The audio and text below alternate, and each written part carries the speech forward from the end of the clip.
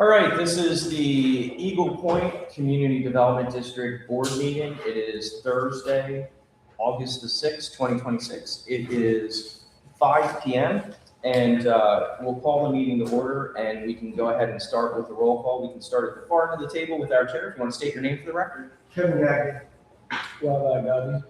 William Hathaway. Okay, I'm Andy Mendenhall, District Manager. We also have Brian Camarino, Appleton Reese, District Counsel. All right. Item number 2 is statement from Chairman. Kevin, I didn't know if you had anything today. Not today. And I will note for the record, Ron did reach out to me. He was out of town, so wasn't going to be able to attend this evening. So. Item 3 is supervisor requests and audience comments on specific items on the agenda. So we'll turn to the audience. So today being the budget public hearing, we actually have 3 rounds of comments. We have our normal agenda-based comments. If you have a question or a comment specifically related to agenda items that are going to be discussed, that would be this time period. And then after that, we're going to get into the budget discussion. And the first thing we do is we'll open a public hearing, which gives an opportunity for any member of the public to make the comment, ask a question related to the budget. Once we receive all those budget comments, of course, the board can respond if they wish, and then we basically turn it back to the board to themselves discuss the budget, make any decisions, and ultimately we're looking to adopt that budget as well as the assessments this evening. So, and then finally, the third comments for anybody that's new, we have comments at the end of the meeting that are more general in nature, more free form. You can ask about anything that was discussed during the meeting or any general CDD matters. I mentioned that Louis has joined us. Welcome. Sorry about that, late. Not a problem. So we'll go, I'll just go from front to back. And again, for anybody that hasn't been to a meeting, what we do is we have 3 minutes for anybody that wishes to speak. If you can state your name for the record, because these meetings are transcribed, we have meeting minutes, and I'll be the timekeeper. We do uninterrupted comments, so everybody makes their comments, and then if the board has any response, once we've received the comments, then the board obviously has an opportunity to respond.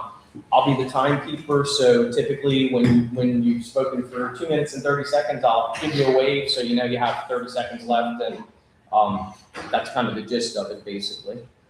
So I will, again, I'll ask now, we'll go front to back if anybody has any general comments. Yes, sir. Good afternoon, Don Burgess, 8957 Woodlands Cove.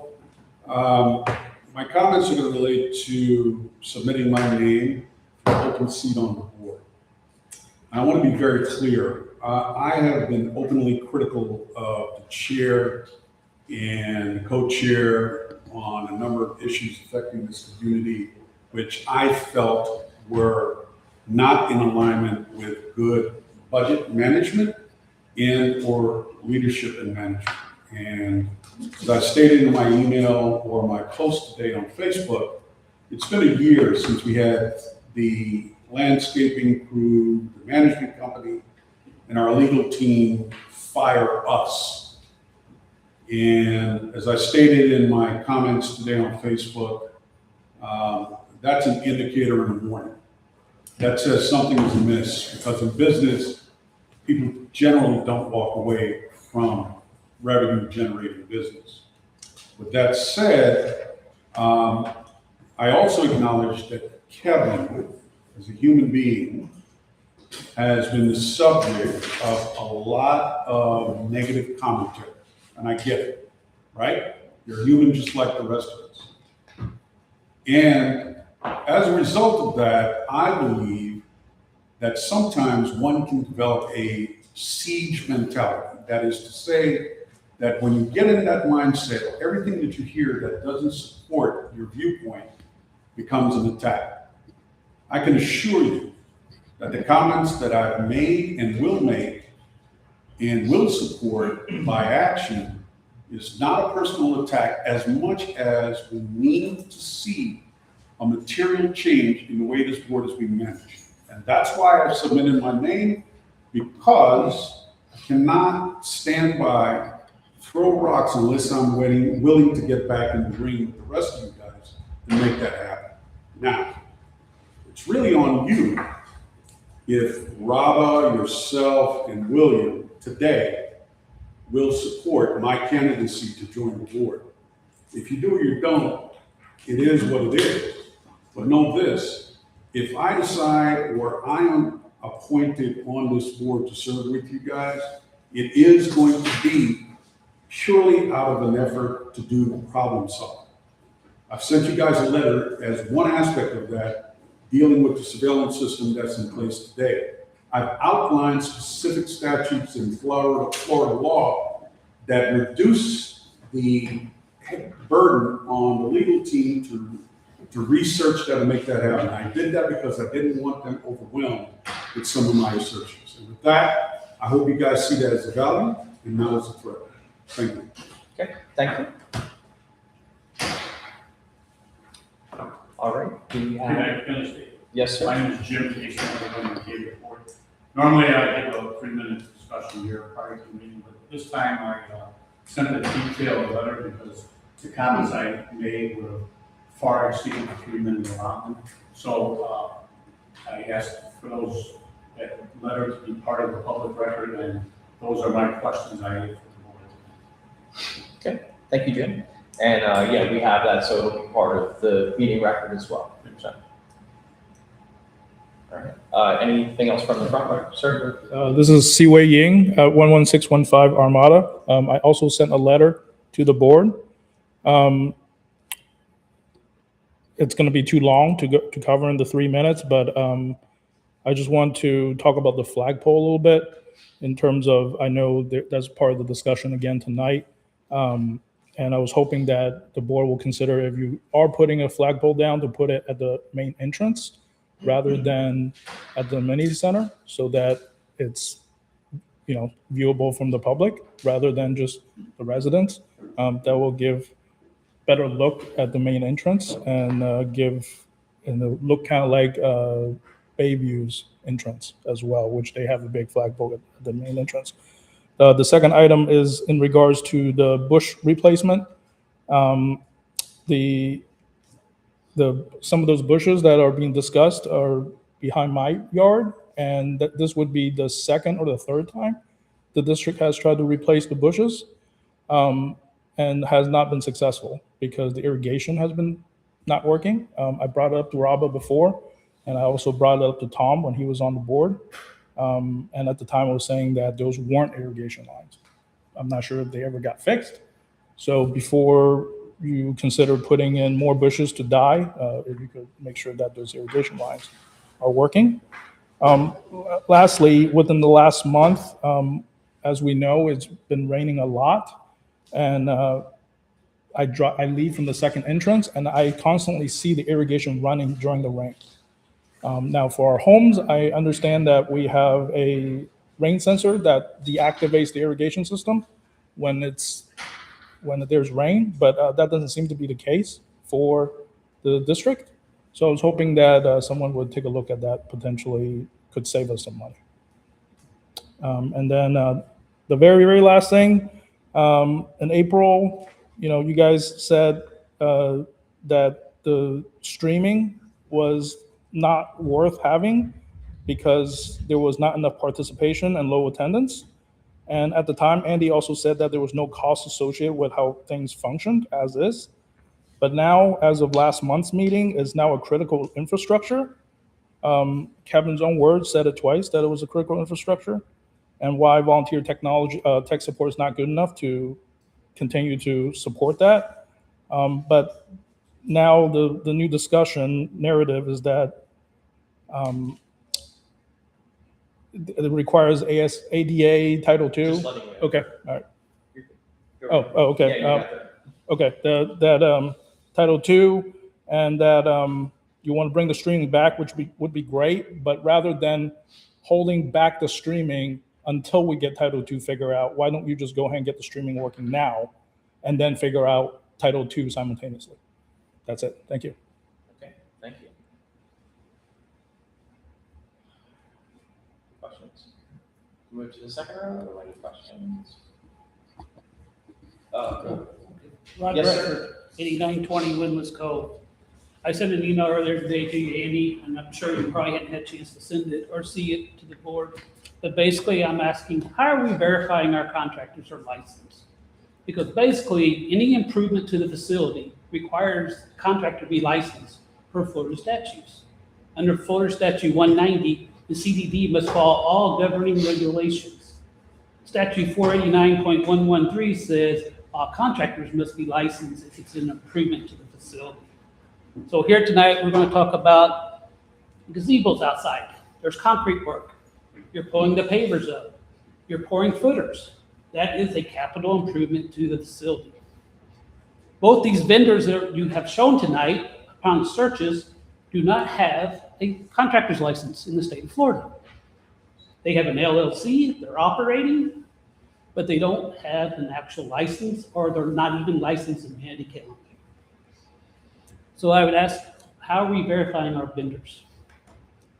Next item, gazebos again. What's our contingency plan if there's a storm coming? How are we going to protect these things where the roofs don't blow off? The current ones, when Milton came through, we removed the canvas, we stored them, we left the frames outside. With the metal roof, you can't do it. These things are only rated for 80 miles an hour. During Milton, we had 102-mile-an-hour winds come through this community. Looking at the radar from one of our neighbors' home weather station. So we need to consider, where are we buying the right equipment? If we're going to put a metal roof on, it's not going to last. You're not going to be able to take them off because the bolts will rust. The last one on my list for right now is Liberty flagpoles. I looked at their quote. There's no mention of installation. There is no mention of a flag. So these are also additional cost. Also, per Manatee County, you have to have a building permit to install a flagpole. None of the quotes mention a building permit. So that's an additional cost to this community. So I wish you take this into consideration. Let's plan it. Don't mind you doing it. Let's have a plan. Detail. Do your research before we just run off and do something. Thank you. Okay, thank you. Sir? Yeah, Gordon Miller, Peter Ford. I did not send a letter to the board. I feel bad not being one of you, but basically mine's short and sweet. It's very easy to fall into the trap of we're here to run the district and spend the money. You gotta remember that there is the other fourth option. You don't spend the money. We're talking about $5,000 for a flagpole that didn't exist 3 years ago, 2 years ago, a year ago. We had a dead tree. And we're talking about thousands of dollars to replace a flagpole that has additional costs, sustaining costs, and whatever else like that. And we all know the letter that we got in the mail about a 14% hike in cost for CDD. Above a 14% pay raise, but the CDD is going up 14%. So maybe the priority one should be, how do we curtail the spending by always finding things to go spend and do in the community? Thank you. Thank you. All right, move into the next round. Okay, moving against the wall. Any questions in the back of the room? Just an observation, Carl St. Diago, let's go. We're here on our own time. I appreciate your work with the board guys and the work you guys are doing. But somebody who watches people, 2 of you 3 guys are totally disinterested in showing disrespect to us here. So if you could just please show a little respect to us being here. When you're hearing these comments from the people, just don't sit with your arms crossed, and you're looking away and showing your head. One guy is actively engaged and listening to our comments, and the other 2 guys that went up are totally disengaged. It's just not professional. My name is worth. Thank you. Okay.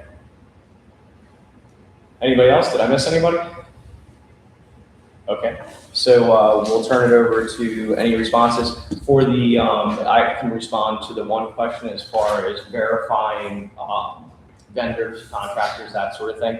So basically for 2 levels of looking at this, the one thing that we're required to do when we have a vendor work site is they need to have a certificate of insurance for $1 million and list the district as an additional insured. So that's one thing that we get from them. And obviously also the important thing is the business license, which we look up in the Florida Sunbiz, I think is what But it's that's called. not a contractor's license. No, I understand that. Again, I was just talking about the first level of things. As far as specific type of work, contractor related, it depends on project. I don't know offhand. I'm not a contractor. I'm not an expert in it either. I don't know offhand if a contractor's license specifically is needed for the gazebos, if that's, Not for a replace, for a maintenance replacement, it's not. But when you build pavers up, when you dig for concrete footers, it's required. okay. So again, for those sort of things, before we let any contractor have the work done, those things are usually worked out when we're developing the contract. We work with the attorney, they would say, you know, they make sure that they have A, B, C, and D, especially just like if we were to use or have electrical work done, we would need to make sure that the person actually has the right licensing to do electrical work, that sort of thing. So that's typically that second step as we go to contract to make sure that, you know, dot all of our I's and cross all of our T's. They replaced this floor, that's a capital improvement. They did the epoxy outside, that's a capital improvement. Those are checked. In what regard? The contractor can replace this floor. Was their license checked? Yeah, well, you know, again, when we have any of these contracts, yes, those are the things, and we have contracts drawn up that require those items. And all those contracts are obviously a public record as well.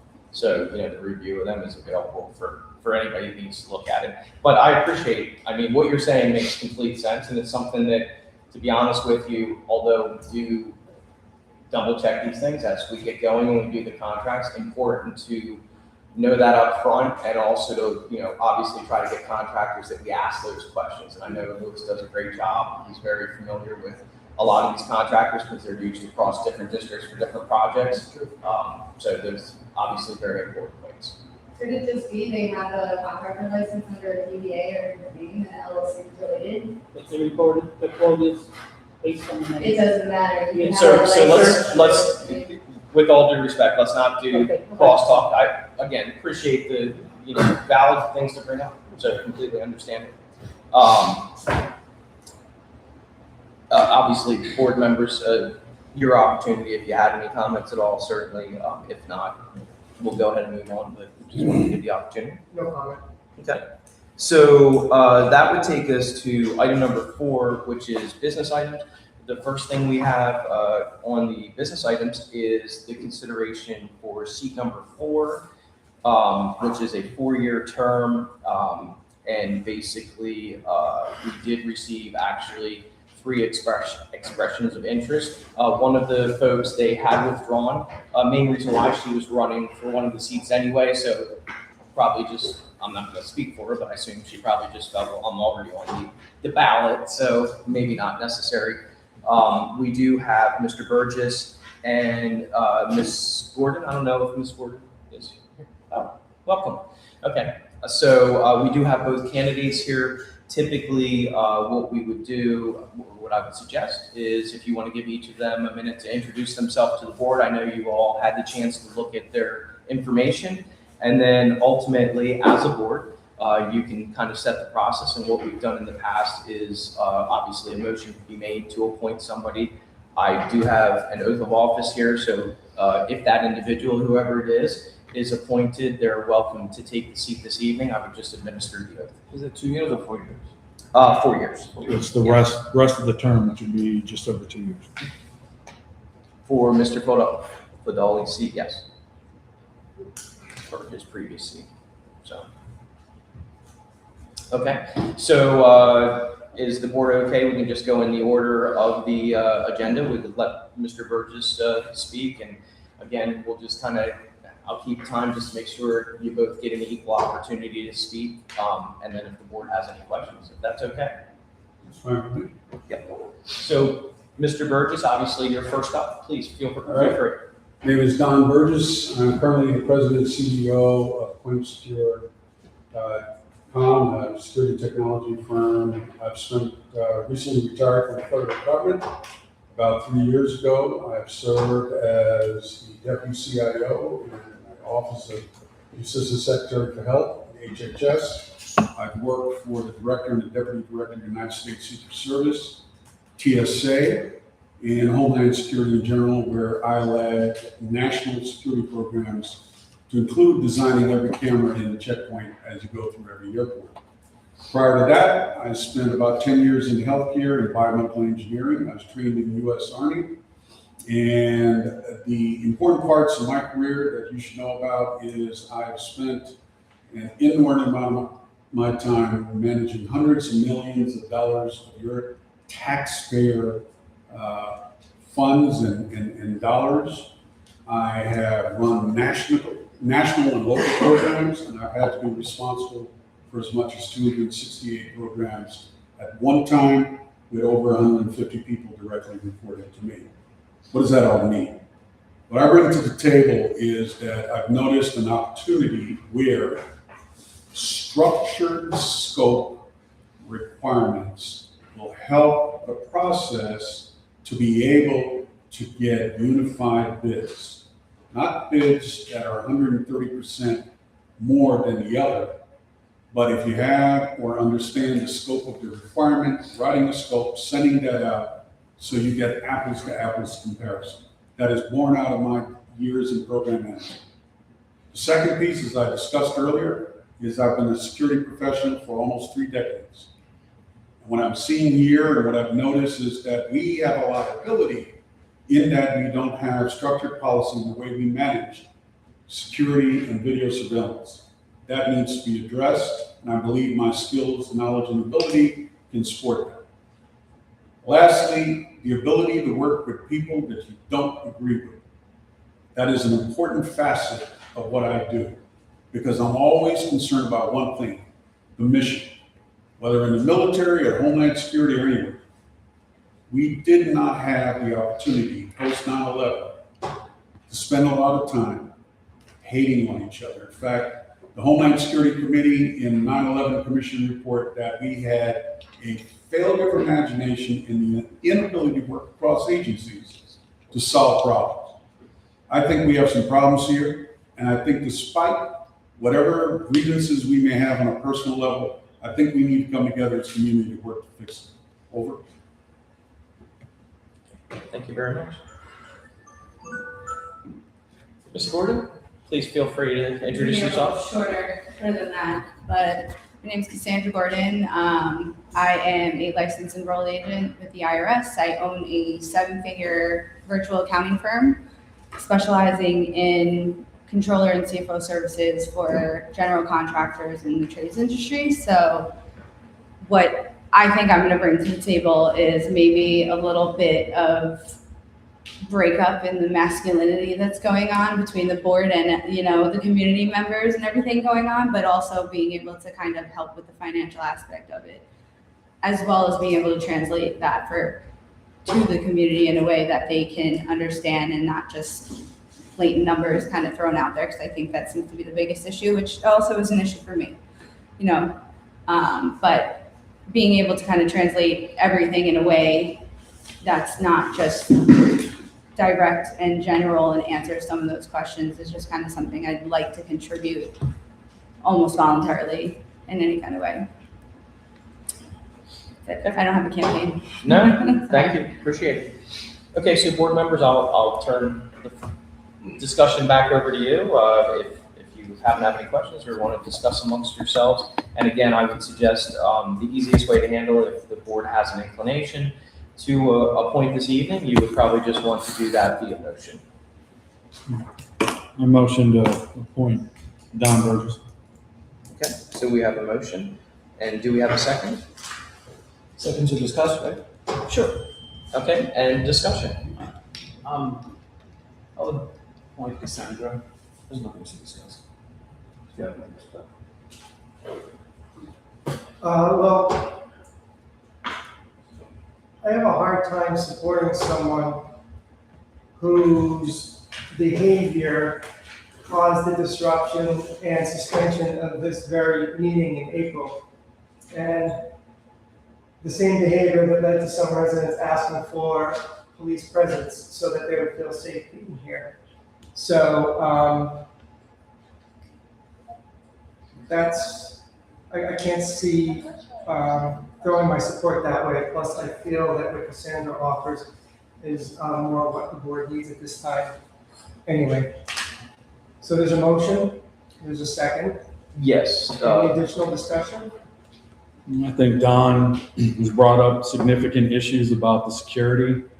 There's been multiple meetings of shade sessions that have been kicked down the road for additional cameras and security concerns, the violations, the security issues. That's been a round and round issue that we've had with the current and present attorneys and current and previous management company. So, I mean, those are just as relevant as financial issues as everything else. So, Don's been to multiple meetings. I wasn't present at that one meeting, so I don't know what exactly happened. And he's not the first person to have an outburst in a meeting. Actually, Rabah's had outbursts in meetings, both as a resident and on the board. And I know we had a lot of outbursts with Alan.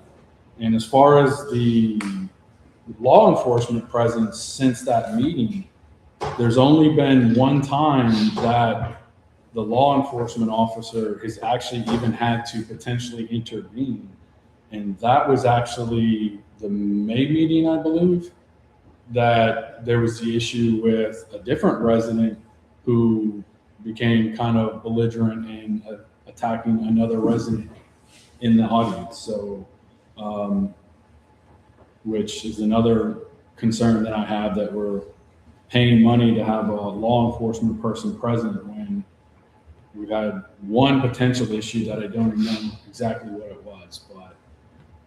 So I'll comment on two of those things. First of all, William did mention security. Up until recently, when there was a vote to hold residents accountable for damage to the community, we had voted unanimously 100% on all security-related issues. William supporting every decision we ever made. The first time he made decisions that were outside of those of a unanimous board decision was when he decided that he would not hold the residents accountable for damage to the property. So he's been on the same page as the rest of the board through the current management and the prior management. As far as the May incident that he's referring to, I actually am very, very familiar with it. The resident that he's referring to had asked Mr. James Casement how he could treat a woman that way, and she was referring to the way he treated my wife at the meeting prior. And James' response to that resident was, "She's not a woman." And this resident, who did end up getting irate, said, "What do you mean she's not a woman? What is she?"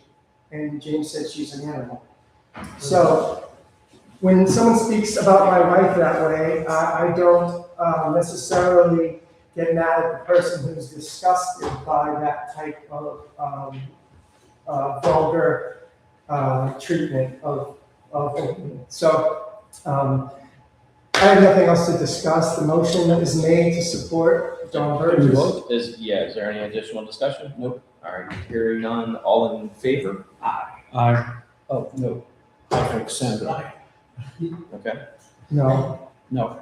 all right, so that vote is 1-2 for nays. So is there any subsequent motions? Or any additional I move to discussion? nominate Cassandra for the open position. I second it. Okay, we have a motion and a second. Discussion? Yeah. You want to nominate somebody who's been, this is only the second board meeting she's been to. The other board meeting that she came to was to come in and pat you and Rabah on the back with several other homeowners. I'm not on the Facebook group on either of them. I'm not on Facebook in general due to my employment, and I have been informed of how she has acted with people, how she's turned around and acted. You know, we have 4 builders in this community. So if we say, I don't know what the breakout is of each builder, but if you equate each one to 25% just for simplicity's sake, she's made comments about how her having a David Weekley home is better than other residents in this community. She's been pretty much nasty to almost everybody, and her only excuse is, oh, it's sarcasm and I'm from New York. Because I'm from New York too. I don't talk to people that way. So, no, you To can. their face. Whatever. You're one to talk. So yeah, I have an issue with how she's treated residents in this community, how she's acted, and her actions are a lot long standing than Don's one incident in a meeting. So I can't support that. So Thank you for your comments. We voted you now. Any additional comments? Nope. All right, then, all in favor? Aye. Any opposed? nay. Okay, so that vote carries 2-1. Cassandra, if you're interested in joining the board today, as I mentioned, I do have the oath of office. I can administer it now, and then you would be able to join the board up here if you'd like. If I join, there's like certain things I don't want, I could not vote on and whatnot, because I'm just kind of coming in now, right, or no? So no, once you're on the board, you can vote on all issues, obviously weigh in Like on. things I want to, like say like the budget, I don't know enough of the details to feel comfortable to say. Understand. You know, So possibly. I'll defer to district council as to whether you can abstain once you're on the board.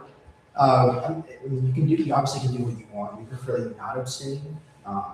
But you obviously, it's your prerogative. You can do what you want in your capacity as a supervisor. Okay, so then I guess, I mean, just for my comfortability, then I let them be, I guess, for the next. Okay. Yeah, I mean, that's fine. We still have a quorum, so not a problem at all. And if you'd like, just prior to the next meeting, I can give you the oath and get you all set up, and I can send you information leading up to that point as well. Yeah. Is that good? Okay, thank you. And congratulations. Okay, so we'll move into item 4B, which is consideration for adoption, resolution 2026-09, adopting the final budget for fiscal year 2026-2027. As I alluded to earlier, the one key point of this evening is not only to adopt the budget, but also to have the opportunity for a public hearing for any resident questions or comments related to the budget. So there was, at least for now, there is an increase built into the budget. When we have that circumstance, a letter goes out to each resident, giving the details of that increase and some additional legally required information. But this is, again, the opportunity for any of those residents to, of course, weigh in on the budget and give some thoughts and comments. And just to go over briefly, as the budget sits right now, it is set at a 14% increase over year to year. And that is the operations and maintenance portion. When you add in the debt, the total amount of the increase from last year to this year would be 9%. The debt brings it down a little bit once you add that in, because that's a fixed amount. So the dollar change is $285 per year. So on a monthly basis, you're looking at about $27, $28 roughly for residents, just to give the additional information. And all that being said, I will ask for a motion to open the public hearing. So moved. Okay, and do we have a second? Second. Seconded. Any additional discussion? Hearing none, all in favor? Aye. Okay, that motion carries. So, same idea as before. We'll go front to back. If you can state your name for the record, and if you can keep your comments or questions to 3 minutes, I'll give you the 30-second warning. Take all the comments, and then we'll turn it over to the board for any response. And then ultimately, once we've done all that, we'll close out the public hearing, and then it comes back to the board for any of their discussion and decision. So, Okay, so we'll start at the front again. Mr. Casement, did you? Jim Casement. Yeah. On the Cape report. Sometimes I feel like anytime I make a comment here, it's like effort and fruition, because everything I say is totally ignored by everybody. Every time I write a letter, everything. I sent a detailed letter to every member of this board, and one of the issues was the budget, the gazebos, the flagpoles, and the fact that we lost 2 vendors a year ago this week. No response, hasn't been a response in a year, so I don't expect a response from you today. But the budget, you need to evaluate how you're proposing this to the public. The budget that was proposed last year was awful. We had way too much in contingency, and you keep putting all these funds that go to landscaping, that go to amenity repairs, that go to things, and putting them in a contingency fund. And the residents don't have a clear understanding of where you're spending their money and why you're $73,000 projected to be over budget for this fiscal year. So I had many discussions with Andy. We had some emails back and forth, and I posted things on Facebook about my analysis on the budget and the things that need to be done. There needs to be a clear understanding. You have to expand the chart of accounts to account for all these costs so residents can see where you're spending money. Your budget for this next fiscal year has $100,000, a significant portion of the budget, in a contingency fund. That is unacceptable. There's no reason why you can't break that down to what you expect to spend it on next year. So I would at least like to see some discussion from this board today on how you're going to reallocate these numbers to what you're actually spending them on. I know you spent up until the last meeting $46,000 on landscaping that you have coded to a contingency account. You're showing under budget in landscaping by $32,000 and $46,000 in the contingency fund. Your landscaping is actually $16,000 over budget for last year. It looks like we have under budget for $30,000. Nobody can understand it. You've got residents. You know, you need to do something about that and spend some time and actually get that corrected. And then the other thing is on the legal expenses. I did a complete analysis on what the legal expenses were for this. The narrative that leadership on this board has been promulgating through their people that they're allies in the community is that for some reason all the legal expenses are because of the records request and litigation. That is total garbage. I did an analysis. I evaluated 233 entries on the legal bills since this law firm took over, and I showed you where that money went. Most of it is these meetings. Most of it are these meetings.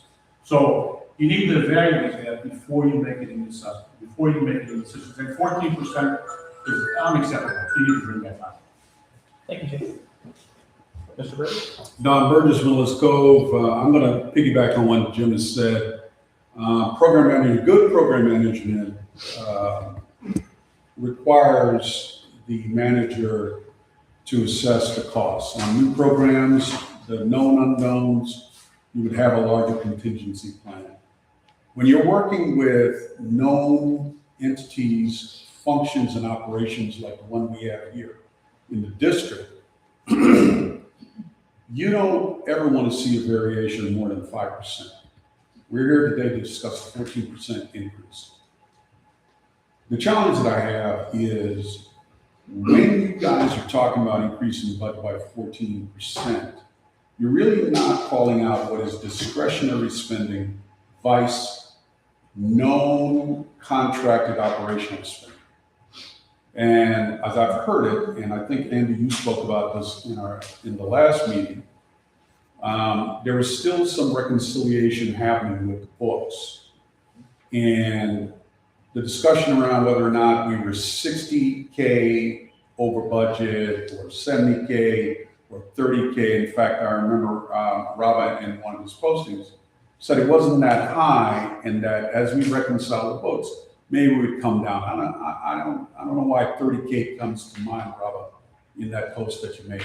Bottom line is this: why are we discussing anything related to discretionary spending? Why, before we talk about an increase to the residents of 14%, you're not dividing what is necessary expenditures versus discretionary expenditures? As the Marine behind me said, no one in this room, as far as I know, is screaming for a flagpole. And as I've stated before, good program management skills also says you have a defined scope of work. You do not have a defined scope of work. Otherwise, the bids that you have had on this so-called flagpole would not be all over God's green earth. And so we, the residents, don't have a good handle on the fact that you're going to choose one of those vendors, whatever it may be, and that all the costs associated with that expenditure has been fully calculated. These are the things that I continue to see that cause me great angst. And I will close on saying this.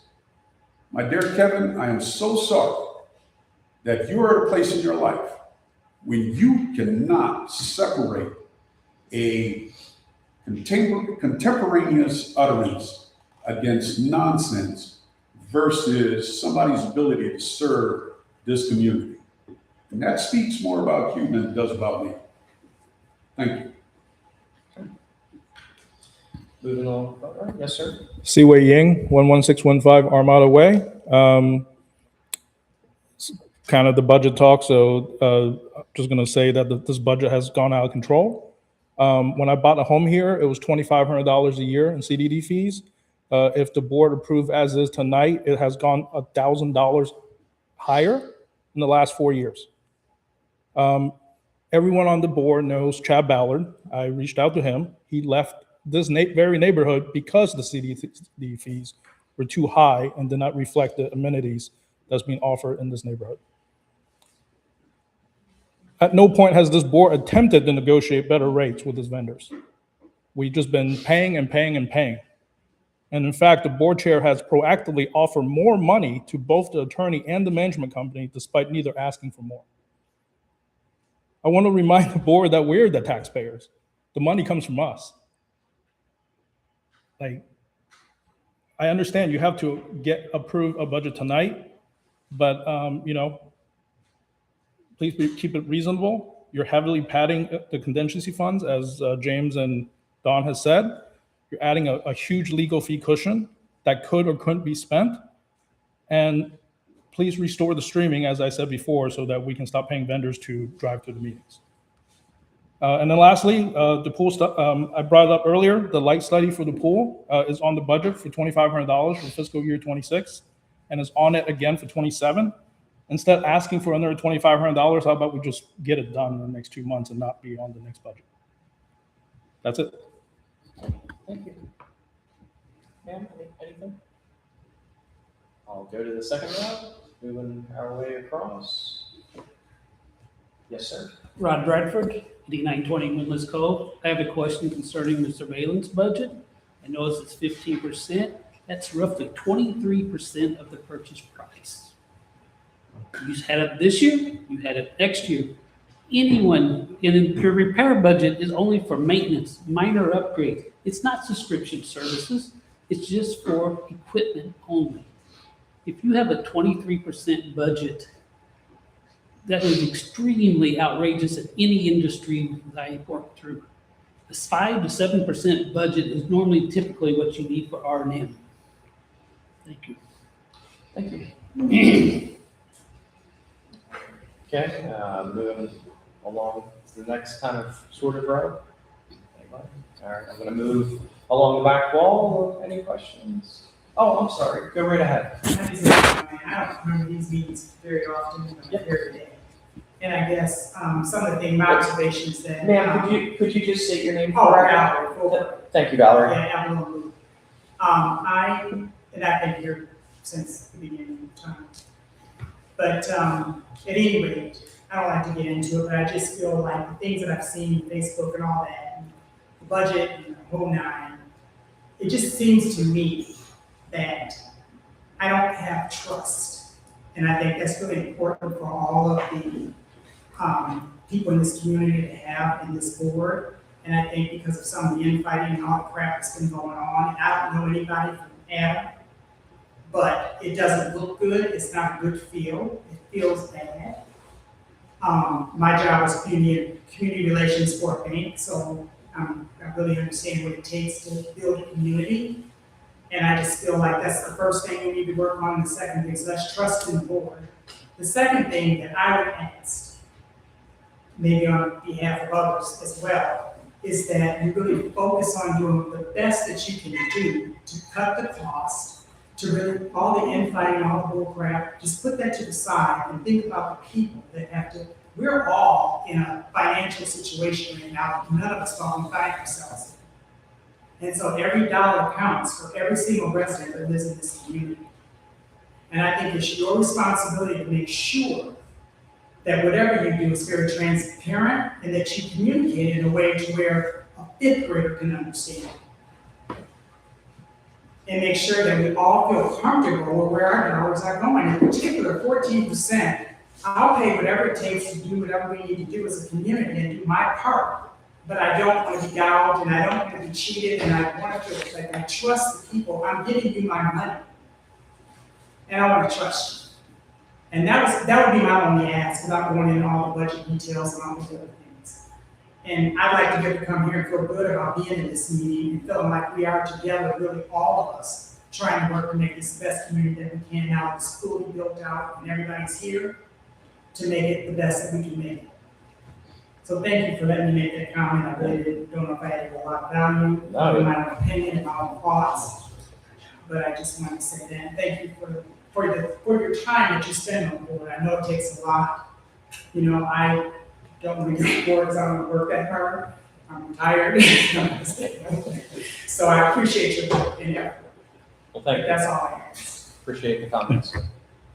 Now moving to the back row. Yes, sir. So, Devin Stockman, Gazebo. So, the young lady that just got appointed to the board, I believe she said she's an accountant. I believe that's what was discussed. So, and again, I don't want to sound crazy here, but if we just appointed someone, and I understand you're not wanting to do that right this second, can we not put the budget talks? It's like hiring a board of physician. Like we're going to talk about medicine, we just put on the doctor, but we're voting now before the doctor sits in. And I'm not coming at her, I understand her wanting to review it. I mean, and again, I don't know if we can. This is just an observation from a guy who's sitting here listening to all these people complain about how things are going up. I don't know if you can, so I'm not trying to attack anyone. I'm just saying, if we just put an accountant on the board, can we not wait until next month when the accountant can look over it? Like I've seen where both Mr. Casement and her have done breakdowns that are very, very amazing. And she even said she doesn't know all the information. Mr. Casement has said several times too. Again, this is just a guy sitting in the audience who just thinks common sense would be we just put someone on that has that expertise. Anyway, thank you. I'll definitely speak to that when we get through the comments. Any other comments?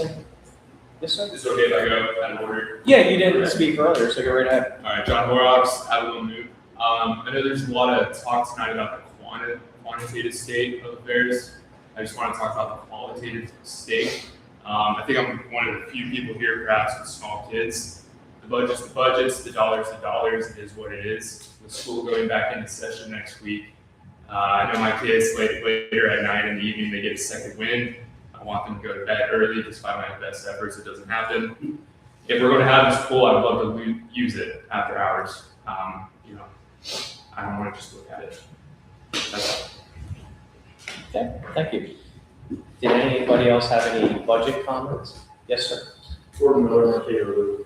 I'm currently selling my house in this neighborhood. Been on the market for 2 months now, just a price drop on it. Every single comment of the person who has looked at the house, and I have to show you about twice a week, consistently over 2 months. All the responses are the same thing. Love the house, love the price, don't like the neighborhood. So my question to the board is 14% increase to our CDD budget is going to give me what in extra anything in the community? You didn't qualify in the budget, just a bunch of numbers and items. Tell me where we're getting 14% return on investment and value in this community. And then we'll agree to a 14%, but I'm not seeing it in the numbers. Okay, Thank you. thank you. Anybody else? Okay, So it would be appropriate first to close the public hearing component, if anybody would like to make a motion on that. Motion. Okay, and do we have a second? Second. Seconded. Any discussion? All in favor? Aye. Okay, so the public hearing component is closed. Devin, to speak to your one point, so regarding the budget and expertise coming on the board as well. So the short answer is we can't necessarily, well, definitely can't wait for another month. So everything has to be turned into the county before the end of this month. We also advertised public hearing and set the date, and letters went out the date, that sort of thing. So the only option the board would have, if we're going to go into the specifics, is a board could potentially continue the adoption of the budget. They could say, hey, we're going to continue this meeting for purposes of adopting the budget. They would still have to do it by the end of the month, all that good stuff. So that's the technicality of it. As far as, and I'll just tell you because I've had this situation before where we've had new board members come in at key moments like this, right? During budget season, you've got expertise, but also with other big decisions and stuff like that. The one thing is, whatever the board adopts tonight, whether it's an increase, no increase, some other increase, whatever the case might be, once the budget is adopted, this board, as well as their newest member, are going to have the opportunity to work within the parameters. So we always look at this as a high level. And I sit on the board myself. We had a 10% increase in my district, which, you know, I have to pay it just like other residents. And I have to sit on the board and explain why and all those sort of things. So I totally get it. But once the board, whatever level it's adopted, this board and its newest member will have the opportunity to work within those line items if they need to move things around or make adjustments or have some frank discussions about different line items. They'll be able to do that as a group and modify as necessary. They won't be able to go higher, but they'll always be able to work within the line items they had. To some of Jim's points, I reviewed, and I know we spoke about a couple line items.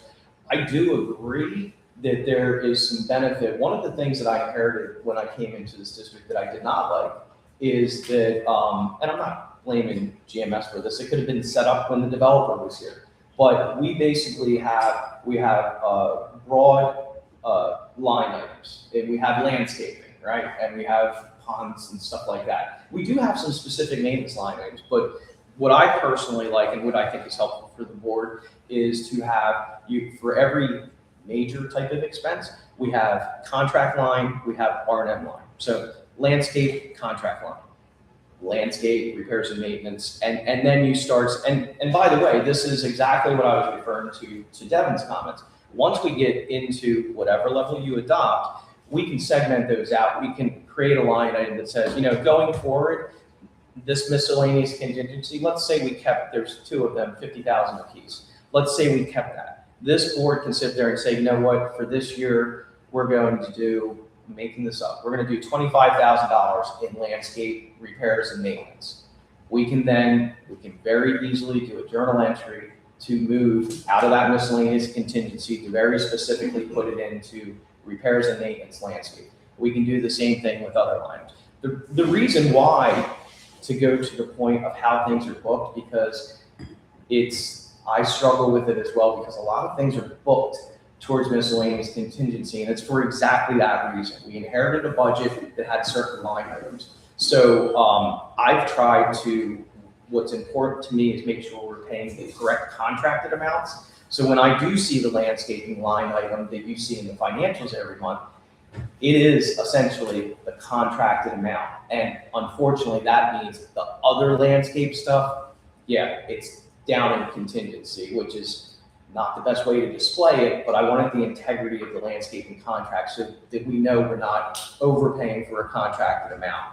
And we can still, as those that have requested it, as well as the board members have seen it, at any given moment, we can run a general ledger on any of these specific line items. So as much as contingency is a catch-all, we can do a general ledger on everything that's been booked there. And even as Jim has done, we can look through and say, well, this is landscaping, this is a capital expense for the floor and those sort of things. So it's an additional step that I think we all would prefer not to do, but we can get to a better spot as far as being able to categorize and code things more intuitively. And that's one of the things that we can do as we move into, once whatever the budget is adopted, we can do that. And obviously with the help of our newest member, some expertise, I'm sure she'll have some insight into good ways to track these things, and I look forward to that. So I just wanted to make that comment about kind of some of the bigger budget questions that have come up.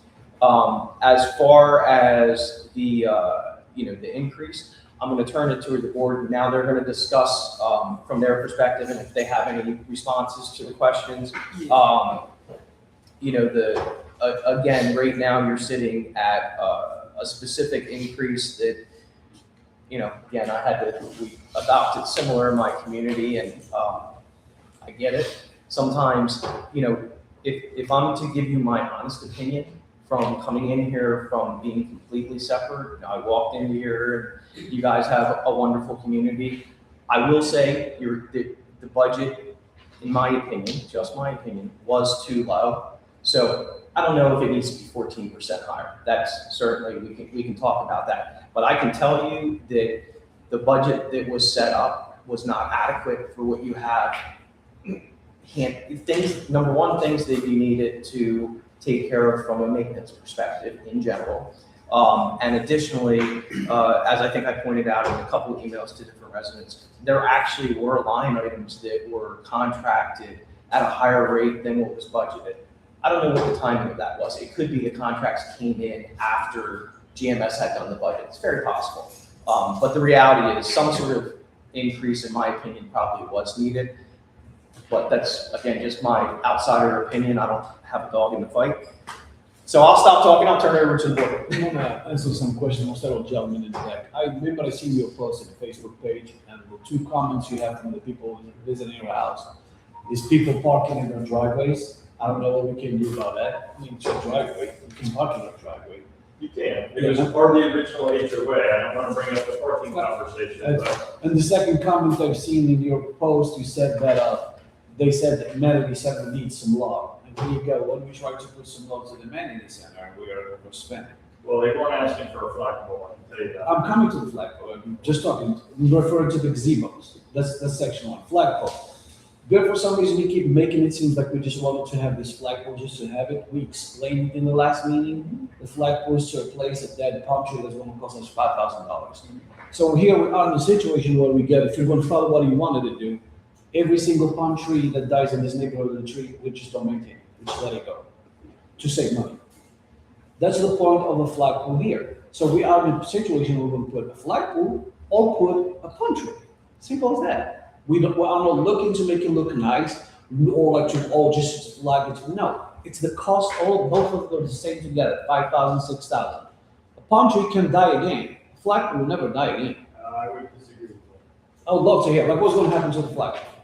Well, let's just say there's things for wear and tear, maintenance, sustainment, everything else that you don't get with your palm tree. It's already baked into your budget for your irrigation and landscape. The palm tree, it's about some cost. But it's more importantly about my plan that you said at the last meeting to do it in the flagpole.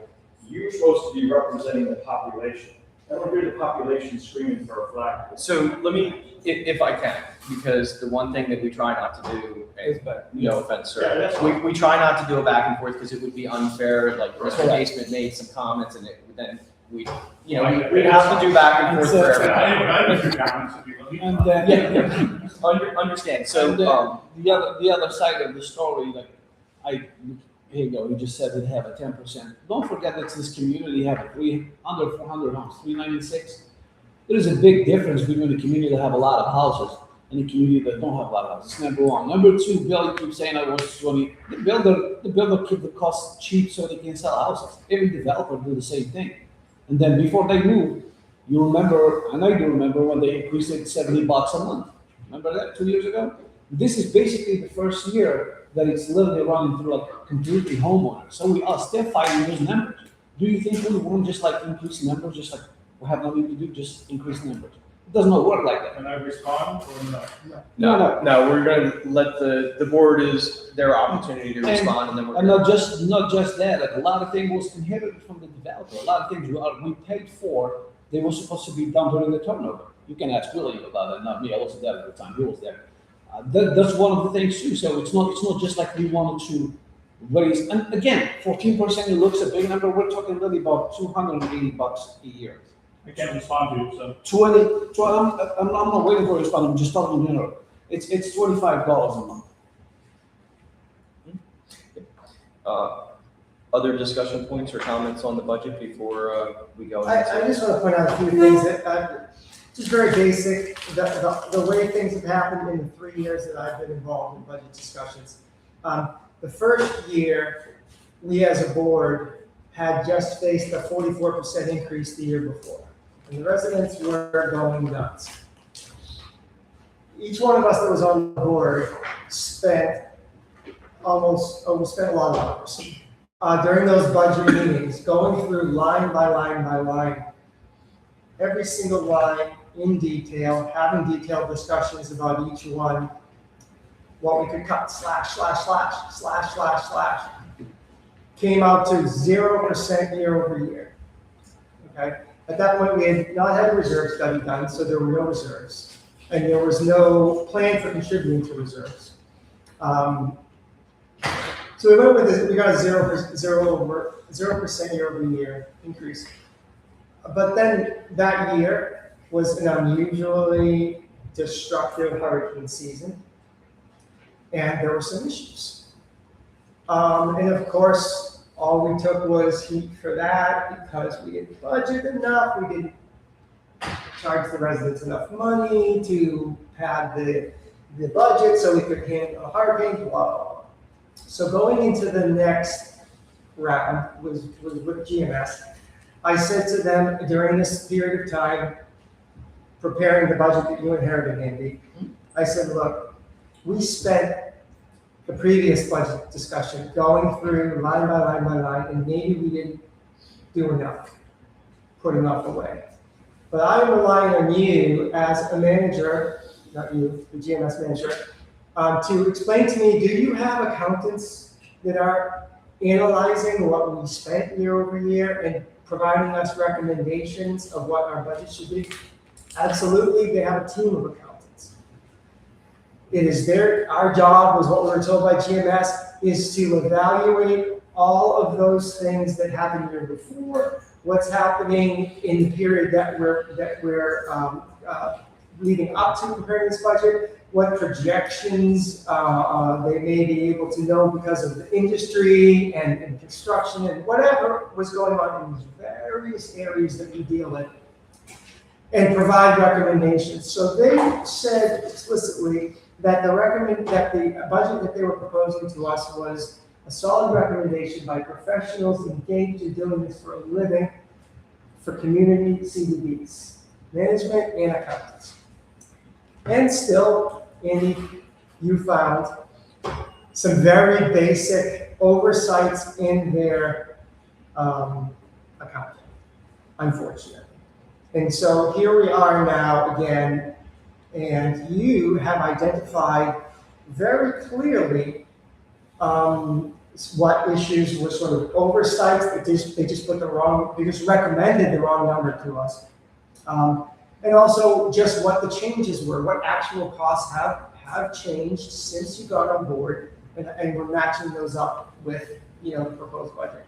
So my assumption, and I'm just asking the same question I asked GMS, is that you guys have actually done something towards contributing to what this recommended budget is. Your accountants and you as a manager and your experience with this process in the CDD. Yeah, so, we basically look at three things, and that's between the accountants and myself as the district manager. We look obviously at how things are trending in the current year. We look at any, we always call it wish list items, which is, we want to do this and that project next year. We want to work on landscaping or work on the fountain or something like that. So we look at that, and then finally we look at, of course, any contract changes. you know, I deal with the budget in my own district, very similar. So my process, I use the same process here that I use there because I know the importance of being responsible for the numbers, both from the management side as well as where you guys sit. And I certainly understand from the resident perspective, that's, you know, why I basically mentioned, I get it, you know. Sometimes we have situations where, you know, we have increases, and that's kind of, you know, from the perspective of where you guys stand right now. As I mentioned, I do definitely think my recommendation is you do definitely need an increase. If you were to reduce it, then the difference becomes there are projects next year that you probably just want to do. You would table them, so to speak. So if you said, hey, we're going to, and I'm making this up, if you said we're going to cut out $25,000 to bring the assessments down so it's not the same percentage. Well, that's basically, that is money off the table as far as any projects you want to do next year. The one thing I think we've learned this year, because you as a board have done some projects, got some things done, overdue things that need to be done, right? There was a lot of landscaping work that arguably needed to be done. It's expensive. You know, if you're going to do projects, it is going to be expensive. Having, you know, $50,000 in 2 contingency buckets, unfortunately, you'll be surprised how quick that goes if you do want to do improvements for your communities. Just the nature of the beast, unfortunately. Plus, I mean, I would also note that one of the projects that's coming up with engineering has to do with a resident backyard drainage situation that occurred during that hurricane. And it's something that is on CDD property and we have to address. And so some of those things, those are the kinds of projects that we're talking about needing to be able to fund when they come up. I would ask you, do you feel as though we have a large percentage in this budget that is assigned towards a wish list and discretionary spending? Or are we basically covering the cost of our current contracts and maintenance of this community to keep it at the standard the residents expect? So from my perspective, I think that you're definitely covering your existing contracted and regular maintenance stuff. We made sure of that. That's easy, and those are tangible numbers we can see. So that's definitely covered. The little bit of the unknown, and again, I'm just kind of going with the 100,000 that's in the 2 contingency buckets. I think, you know, 2 main things are going to happen with that.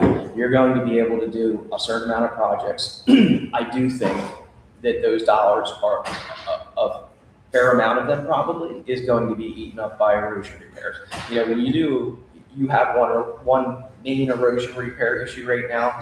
Unfortunately, I've done enough of these, and I've seen that one. I know the scope of it. You're probably looking anywhere between a $15,000 and a $50,000 increase, or not increase, expense rather, and it could be more. You know, hopefully not, but the reality is that type of stuff, if they have to go in, if they have to do armoring of any sort or put riprap in, stabilize the shoreline, it's expensive. That stuff's expensive.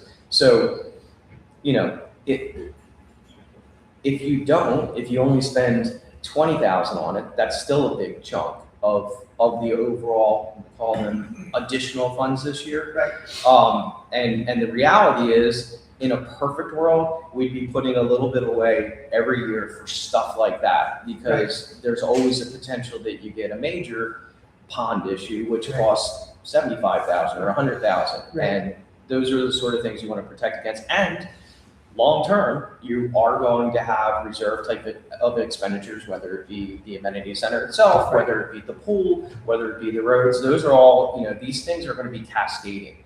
And the community is still young enough, but we will have to start, and I know you have the reserve study and we have dollars in reserve, but we will have to start looking at it more wholesale, and just to make sure that, and your engineer will get involved in that, he can kind of lay out that plan to say whether we're ahead or behind. Right, I don't think the reserve study covers those kinds of erosion assets. No, The it reserve doesn't, study- definitely doesn't. right, exactly. Yeah, your So- reserve study is your vertical assets. It's not gonna, Right. it's not gonna include your roads, it's not gonna Right. include your ponds, Yep. and your roads are gonna be your biggest expense. I mean, we're going through a road project in my community right now, Right. and it's fortunate. We're delaying some of it, just praying that gas prices go down, because petroleum costs are a direct contributor. Right. So- And that erosion issue wasn't the only drainage/grading wet area that was expressed as a concern behind houses that we kind of put. So let me ask you this. Yeah.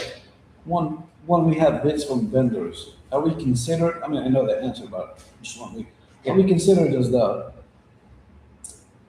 put it this way, like individuals, or is it a commercial? Are we considered a commercial? The vendors definitely look at you as a commercial situation. That's why the prices are not the same as individual homes. Yeah. Oh, yeah. No, it's definitely looked at as, you know, number one, they have some additional costs with you as being a governmental entity. You know, even just providing the insurance certificate, it's a minor cost for them, but they build that sort of stuff in. You know, they build in certain protections because they're going to have to sign a specific contract with you and stuff like that. But again, that's why, you know, number one, we work with enough vendors that we try to get the folks that we know are good and the pricing is good, but we also always have the opportunity to try to get multiple bids. So Okay, I have nothing else to add. anyway, again, I'm not necessarily saying you need to do an increase or you need to do this level, but if I'm to give you my honest assessment, I think it's a safer approach. Knowing that increases are not great or liked by anyone, I get that. But I'm just being transparent because I have no dog in the fight. I seen the criticism when it was zero increase, it was no less than the criticism right now, to be honest with you. Well, to start off, since we're already discussing, but to kind of, if we have any additional discussion, we probably should have a motion to adopt Resolution 2026-09, adopting the final budget, and then you guys can talk about exactly what that means as far as level and everything like that. If anybody would like to make that motion. William? So this is just to open up the discussion about the budget, right? Yeah, we should have done it before the discussion, but for any Sure. additional discussion, how about that? So moved. Okay, do we have a I'll second? second. Seconded. Any additional discussion? I would rather to have some now than struggle later and get along with anything like that. And let me just throw this out there. I mean, from an accounting standpoint, let's say that at the end of the year, that of the next fiscal year, that the operating budget is under and there's, so 50K, one of the pots wasn't spent. And everything looks good, obviously, for the year after with contracts and whatnot. Can you take an amount, let's just say it was 50, and if our recommended contribution to the overall reserve was 93K again for that fiscal year, can you shift that money and contribute only 40K to the reserve? In other words, you had extra money, so you budget less for the reserve, but you still put the full amount in there. Essentially, that's my question. Yeah, you can definitely do that. So the reserve amount is a suggestion. And you, in addition, as a board, you always have the ability at any time to reallocate funds that might be in reserve. Right. If you said, hey, we've got this emergency, we have a clubhouse reserve. Some communities have specific reserves. Right. We have a clubhouse reserve for 100,000, but we just had a pond fall apart. By motion, you can say we want to utilize the money from the clubhouse reserve to go fix the immediate concern of the pond. So you always have that ability. Yeah, I was more so asking not to, I don't want to rob from the reserve because then the financially responsible thing to do was to do the reserve study and then start to put money away for all these things when we need to be prepared at the end of the useful life. My question was more is, if we end up under budget and didn't spend a certain amount of money that was not contributed to reserve, it was in a contingency for something else. Yeah. Can we then contribute less to the reserve block next time and roll that money Yeah. over that. You definitely can. I mean, it's on paper, right? So it's not, overall the aggregate amount is going to be the same. Right. But, the long and short of it is if you underspend your budget, you're going to have what we call undesignated fund balance. Yeah. And that money is just sitting in your bank account. And you could look at it two ways. You could say, oh, next year we came in under budget by 40,000. So next year we know we have 40,000 sitting here for special projects, whatever. Or at the same time, you could say, we have 40,000 to put towards the reserve. We don't have to do as much. Again, it's kind of just a wash one way or the other, but you don't lose the money and you can reallocate. Those are the key things. The thing is, we are talking about the budget, because we were already in the budget from the previous management company. It's not like we didn't have the money and we spent it on a thing just to spend. The budget was already short. Am I correct? Say that The budget was already short from the previous management company. It didn't budget for a lot of things. Correct. Yeah, from an operational perspective. Now, I'm not saying that your budget was overspent or anything like that, but from a pure operational perspective, some of the line items did not meet the contracted amounts. One of them is the bridge flight, I think, it was like 36,000, something like that. Yeah, so it was specifically you have ecological reporting that's done. So you have a company that comes out and does mitigation monitoring and checking your wetlands, your upland habitat, and they have to do that reporting. And there's just a huge amount that wasn't budgeted at all. And I think there was a transition. That company was doing pond work, and then you have cites, that's the pond company vendor. And so there was some overlap. So it's my understanding just from researching this that company A, I forget their name, but their pond maintenance was meant to be dropped, so there's no duplication. And that happened. But unfortunately, what it looks like happened when they took that off, they pulled those funds back because no reason to pay two companies for the same service. It seems like they took back too much. So they weren't covering the services that were still being provided. So that was a big gap. And it started showing up pretty quick because every month or two, we're getting the invoices from the ecological company. So. You mentioned a few of those gaps. I understand. All right, so what's next then? I'll put my 2 cents in real quick. So I think part of the issue we're having here is we're talking about projects, things that we want to do, things that we have done, and none of that's itemized out on the budget. So homeowners aren't seeing that. They're not seeing, when you turn around and put $100,000 in contingency, that could be anything. So we're not relaying to the residents, what are those potential items that the board wants to do? What are those capital improvements, those projects, those things to do? So that way they can see, and then they can have an opinion and relay their information on that instead of it just being dumped in contingency.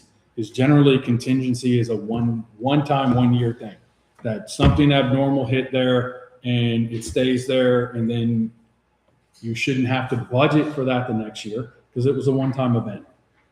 So this past year's budget, yes, just like we're doing right now, we finalized the budget in August. Well, August of last year is when all three vendors changed. So all three of those contracts changed from what was approved on the budget. 2 contracts went up, or actually, wouldn't really say attorney contract changed. I don't think your rates are much different than what the previous laws were, but we changed the vendor, but management went up significantly. And then we went down in the overall, or the raw cost for landscaping. So the sad part is I don't think we've had a consistent year since homeowners have been on this board. We've had vendors change. So it's been hard to do a budget when each year something's changed, something significant. And then this year, earlier on, there's been a lot of complaints from residents, and we've seen it as well, of issues with the landscaping. So we did go on and make significant changes around the community landscape. And those should be a one-time thing. Now, not to say there's not more repairs. I don't actually recall that we fixed any of those plants. I think those are still the same dead ones back there along the wall, but the irrigation has always been an issue back there. No, they replaced it once. Oh, did they? Because I thought we had always kicked that down the canyon. It was down a the- developer replaced. All right. And so there's, it's hard to deal with a budget.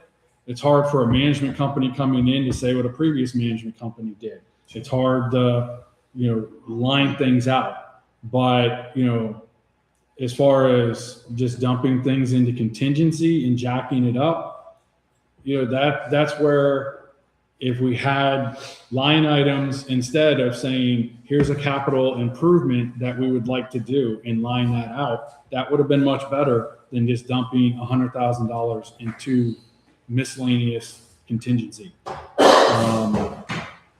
Then we also have, there's other things that have changed. There's some of the normal things, but I looked at the last 3 budgets prior to this, because each one, 2 of the budgets were done by GMS. One was done by Rosetta, and then now one by Kai. And line items have changed names. They started off on one budget and as a budget as one thing. At the end of the fiscal year on the financials, it became something different. And so it's very hard to do an apples comparison on budgets when there has been no consistency for various reasons. And, but I hear what residents are saying. I also have to pay these fees the same as you guys do. And I see issues with the budget as it stands, so. Just on the, William is making it seem like it's contingent because a line item to hide things. That's funny because the last meeting of morning, we voted both of us to put to increase the legal fees. William, you said you should just put in contingency. No, I didn't. I said basically money can be moved around from other line items because this isn't an HOA. No, you're complaining about contingency and you were suggesting to put in contingency in previous meetings. That just doesn't make no sense to me. Anyway, in the top of it, like when you try to make it like seems like we're hiding things. Are you guys hiding anything in the website? Something like that? So no, and to William's point, which. What was the question? What did you say? If items were being hidden in the contingency line item. So as a suggestion that would address, because, with $100,000, to be honest, there's, and what it could be used for, or kind of the things we're talking about, I don't think there's that much breakout. And I'm just putting this out there, if the $100,000 was kept, or you could just look at it on a percentage basis, my recommendation would be we just create basically 3 line items to break that out further, actually 2. And that would be, I would recommend that you would probably want to do $50,000 for pond maintenance and repair, because that's going to be your erosion. You're going to have $50,000 in this one fix or in future fixes. I can almost guarantee that because I've seen this a lot in other communities. And then I would suggest that you might want to do $25,000 in landscape maintenance and repair, because it's one of your bigger costs that come up this year. And it is to a certain degree, we've done a lot, but it is kind of a repeating cost when you want to add new things or change things. And then I would suggest $25,000 truly be a contingency. This is for stuff that we just don't know right now that's going to come up and cause problems. Again, that would be if you kept the full amount. If you change the percent, I would suggest looking at it on a percentage basis. It's literally, it doesn't matter what line item you're going to put it at, since you can move from. No, you're correct. It doesn't. But if we want to give some detail to a lot of things that we've discussed, and at least for me personally, what I think honestly the extra dollars would go towards. I think those are the items the extra dollars would likely go towards. Right. So the two budget meetings prior to this one were April and May. And they weren't. What were the two? We only discussed once. Well, we had the preliminary budget adoption that goes off to the county, and that would have been in the May meeting. And then I think we talked in general terms, but you're correct. I missed April and May, and so I know I missed the budget meeting. And Lynn, I'm assuming you're at that meeting. Yes. And so I'm assuming the same comments you made today about how we should rearrange the accounting you made at that meeting. No, I inquired what exactly was in miscellaneous to account for the overages for this year. And he said he wasn't sure and that he would have to provide me that information at a later date. All right, so it's not as though you made that comment then, so you could have an opportunity to change things for this meeting. Well, this is the first I am hearing as a board member of discussions of that there's projects that the board would, specific projects that the board's wanting to set money aside for and address. So that hasn't been discussed in previous. The project and the various erosion projects you weren't aware of that was discussed at prior meetings and talked to our engineering companies about?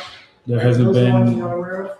No, that's not the only ones you're talking about. So you're laying out all kind of things, saying there's a bunch of different things that we can use that money for.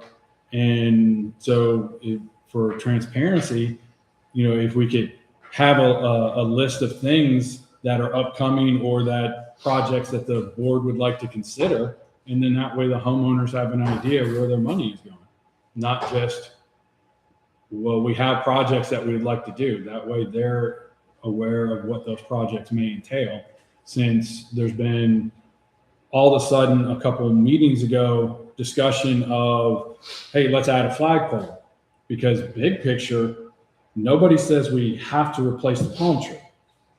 We needed to remove it for safety purposes, but we didn't have to replace it, and we don't have to put something in there right away. And then doing $15,000 for gazebos and all this stuff. Those are projects that all of a sudden we're presenting at a meeting and talking about using funds for, and it's just all of a sudden being brought up, and then homeowners are outraged because they haven't heard of some of these things before. Did we not defer those discussions until we had a better sense of where the budget was going to be? At the end, we have. No, well, actually, if I'm not mistaken, the board approved. That's why I'm kind of interested why the flagpole is coming back up, because if I'm not mistaken, it was approved and then just asked to be done at a later date. Correct. So it's interesting that it's coming back up for. Okay, so it was deferred. And so the next question I have for you, I guess, just is, you're saying maybe some of these contingency items, and Andy discussed maybe breaking it out into 3 different parts: pond, landscape, and then actual 25K contingency. I'm wondering and you were saying we should be able to put what projects those are. So if we get a hurricane this season and it blows out another pond outlet or someone else's backyard, would we sort of predict those and write them down now as projects, or would it just be logical that we would have money here to be able to address them if they come up? Especially where Andy said one repair could be 25K.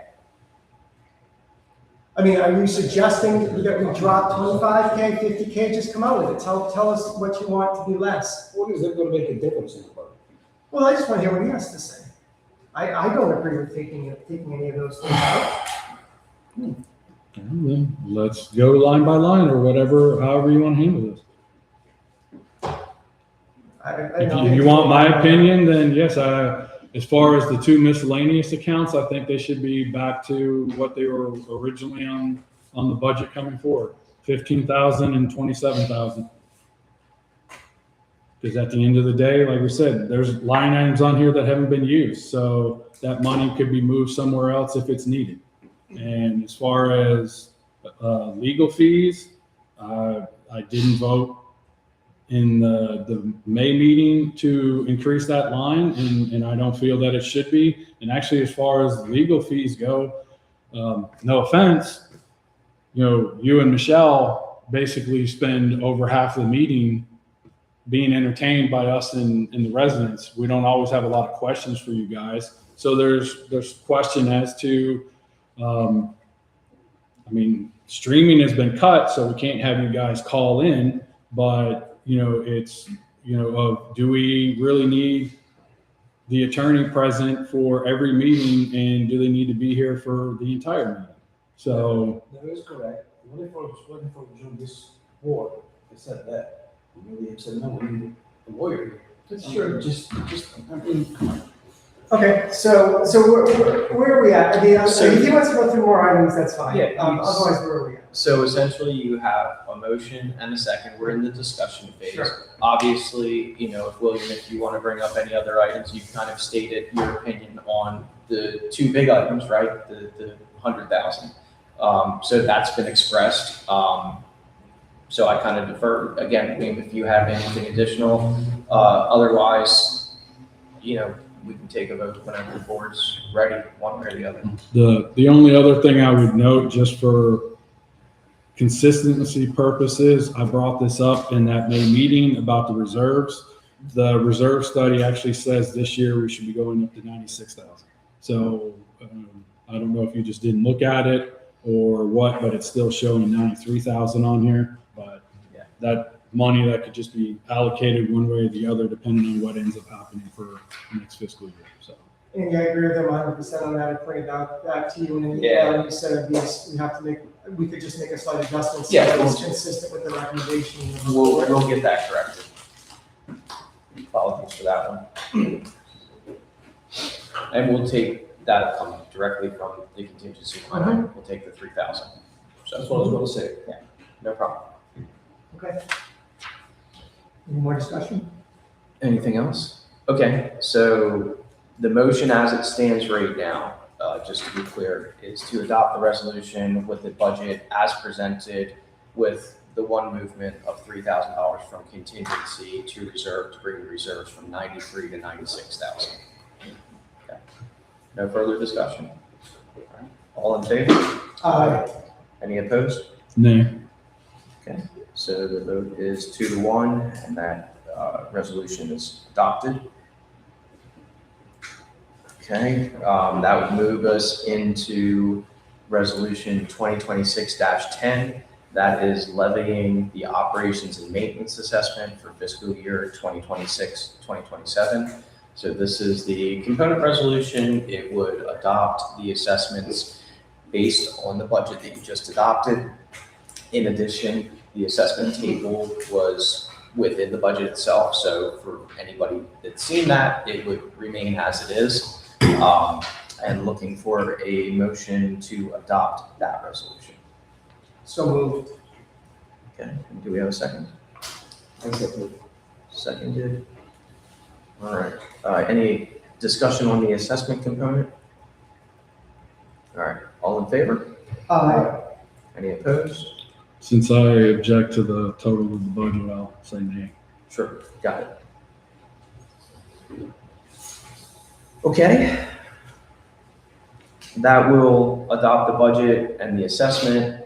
Again, as we get into the next couple months, if you as a board, if you want to break down any of those line items, if you want to do project planning for stuff that we know is coming up, certainly happy to have that discussion, put together that information.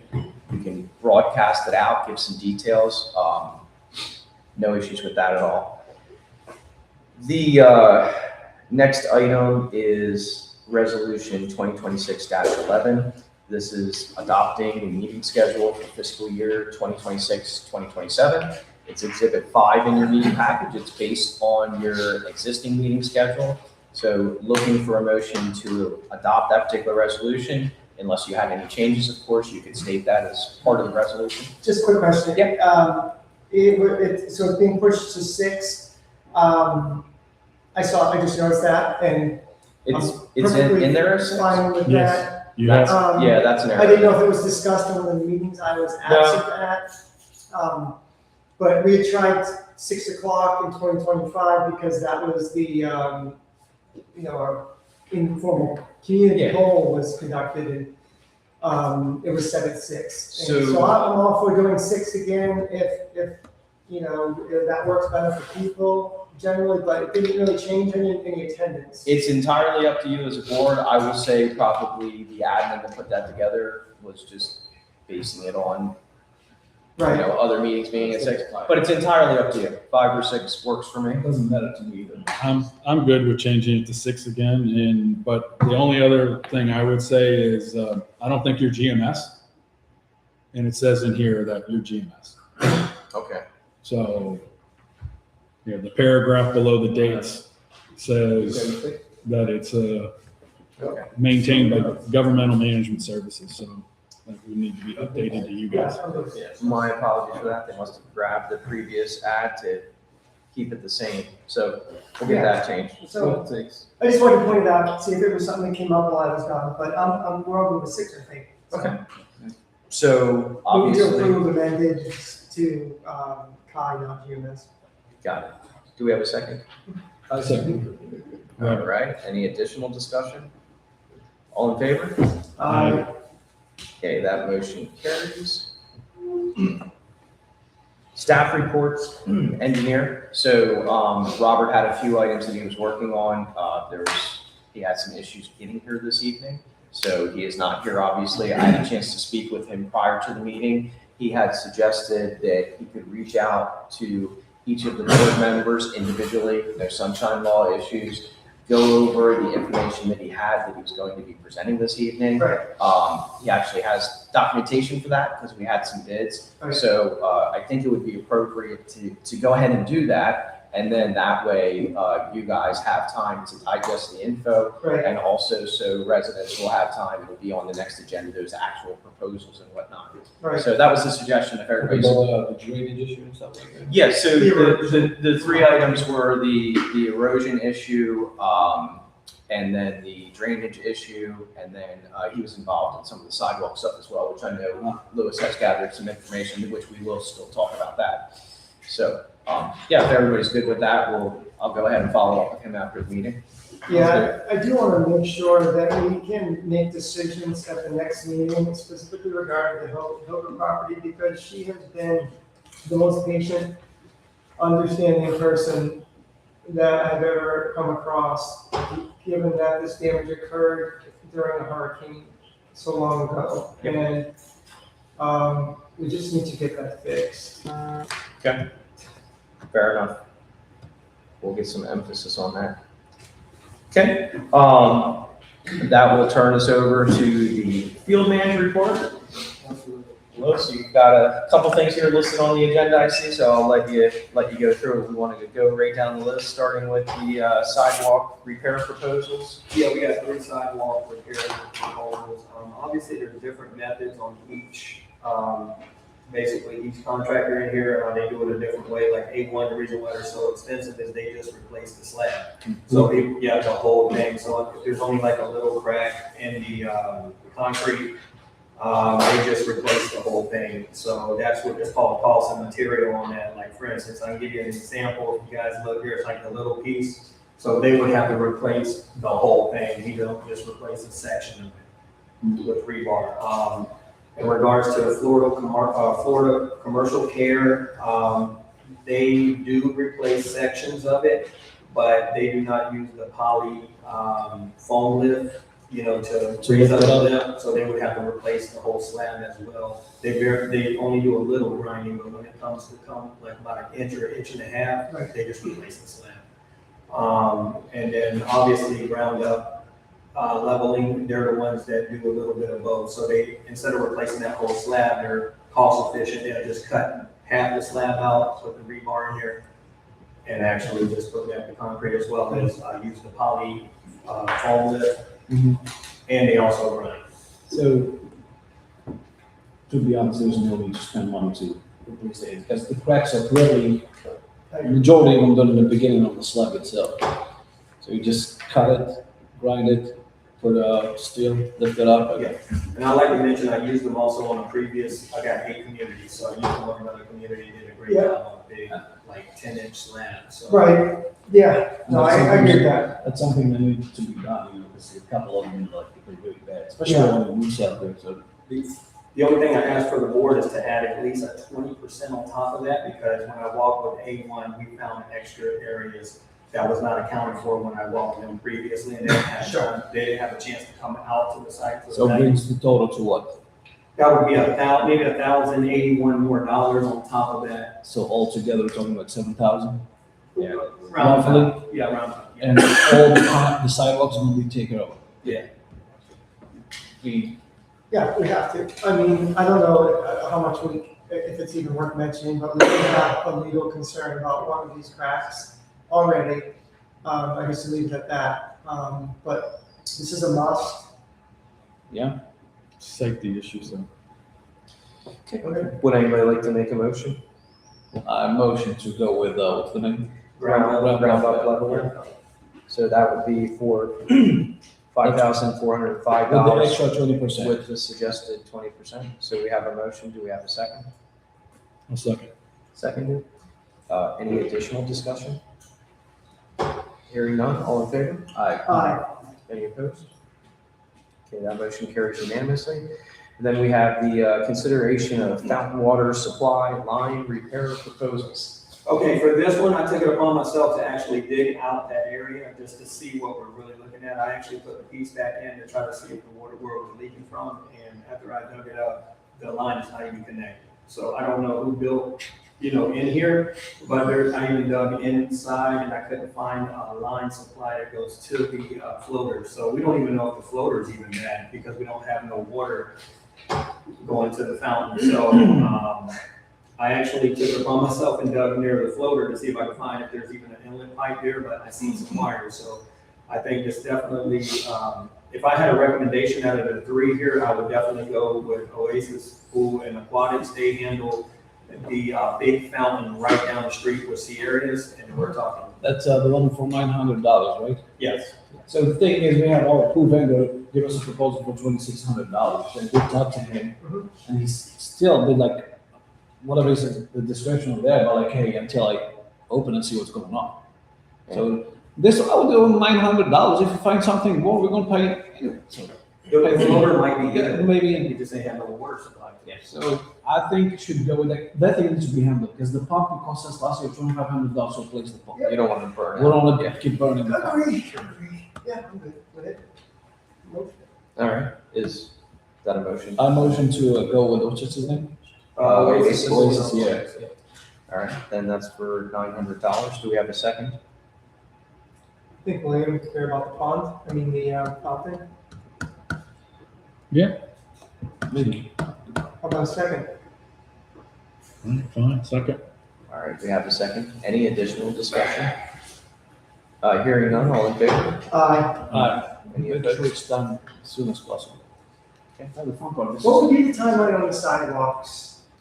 To do that work, those fixes that we've just approved? I can get with I'm pretty sure it's gonna be probably in a couple of weeks. I'm just curious. The work itself is pretty quick. It's just getting on the yeah, schedule. the schedule. Yeah, the work itself Okay. is, they can knock it out pretty quick. Okay. It's just how much backed up there or whatnot. Next item 4, is the consideration of the pool deck gazebo installation proposals. So obviously a few items there.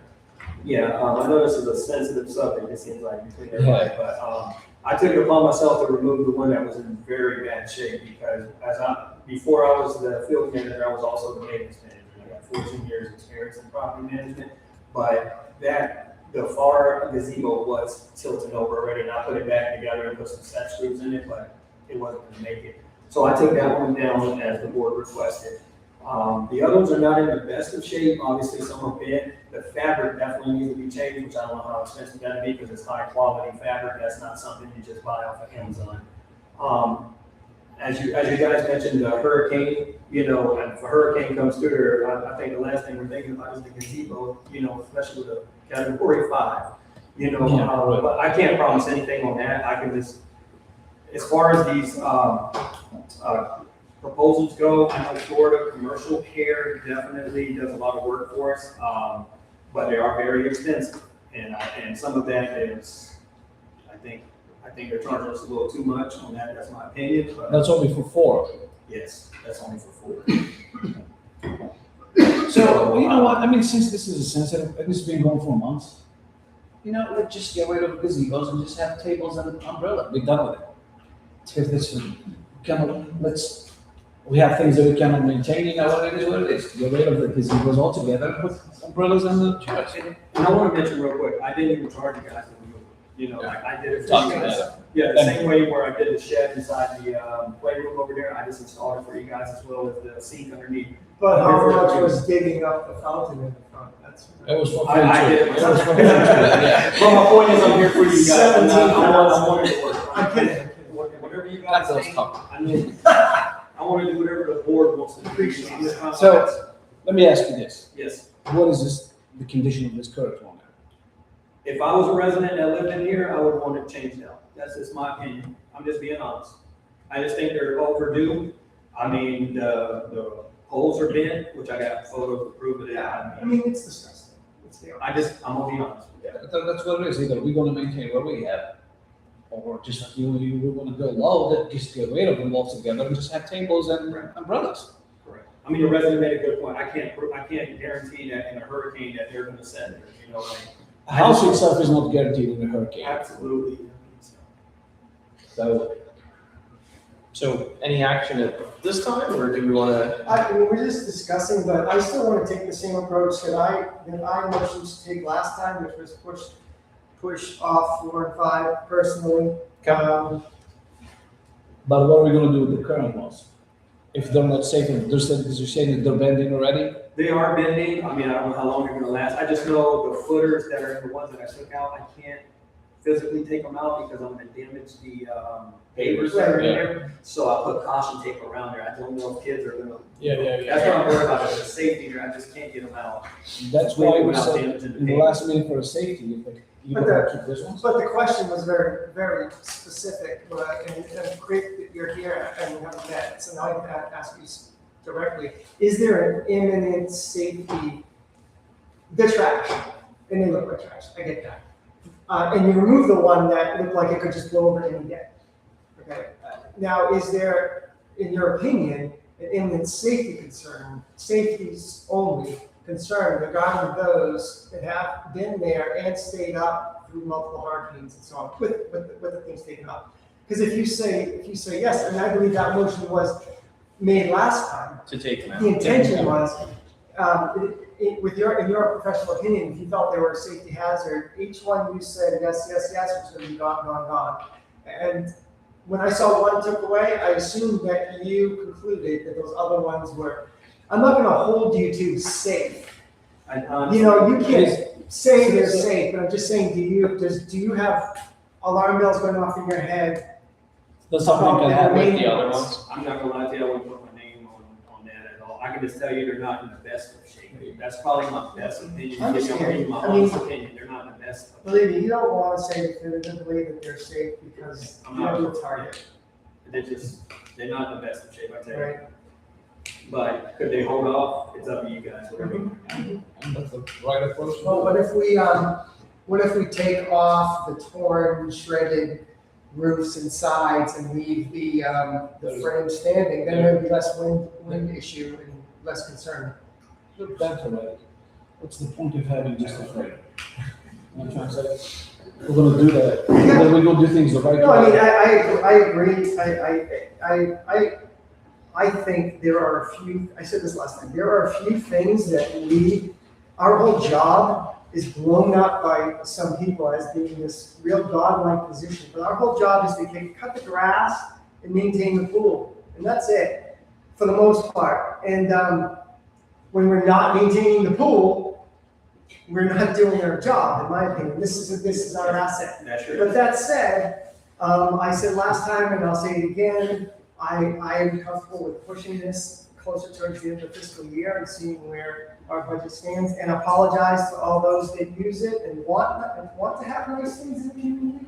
But there's too much pressure right now to not have those things. And Okay. keep them, take them down. I'll see me personally, I would say take them down. I'd love to hear William's opinion on this, based on what was just said about safety and unsafety. I mean, Well, the problem is he's not, and I don't blame him, because it doesn't matter which way you go, you're gonna get blasted. So it's a bad place to be in, just like being up here in general. So, it may not be the most sightly thing, but apparently they still work, except those 3 do. And I mean, we're already beginning of August. School's about to start up. So how much heavy use are they going to get the rest of this more or less summer season? Regular use that, you know, if it's not a threat that is going to collapse on somebody, and it's more an unsightly issue, that yes, for this type of community, we would want something better. But again, we're at the end of the season, so it may be something better to look at when we start getting to spring next year, which generally is only a few months from now anyway, since we have wonderful weather in this state, that we look to see honestly, at that point, if you're talking about replacing that material, then it may be more cost effective to change the gazebos out. Yeah, that material was pretty expensive. That's not something you just buy on Amazon, but for right now, I will cut the base off for you. So I'm gonna cut the anchor bolts down, and I'm trying to get the base off, because if someone steps on that, it's gonna be a lot So, good. you still didn't answer the question, but we're gonna do the 3 ones that we have now. That's, I mean, basically, if they're not a safety risk to collapse on somebody at this point, which it doesn't sound like they are, leave them and move on. what do you want to do, Kevin? quick question, let's say that we do move them and next year we take, or later, we take it back up to look at new ones.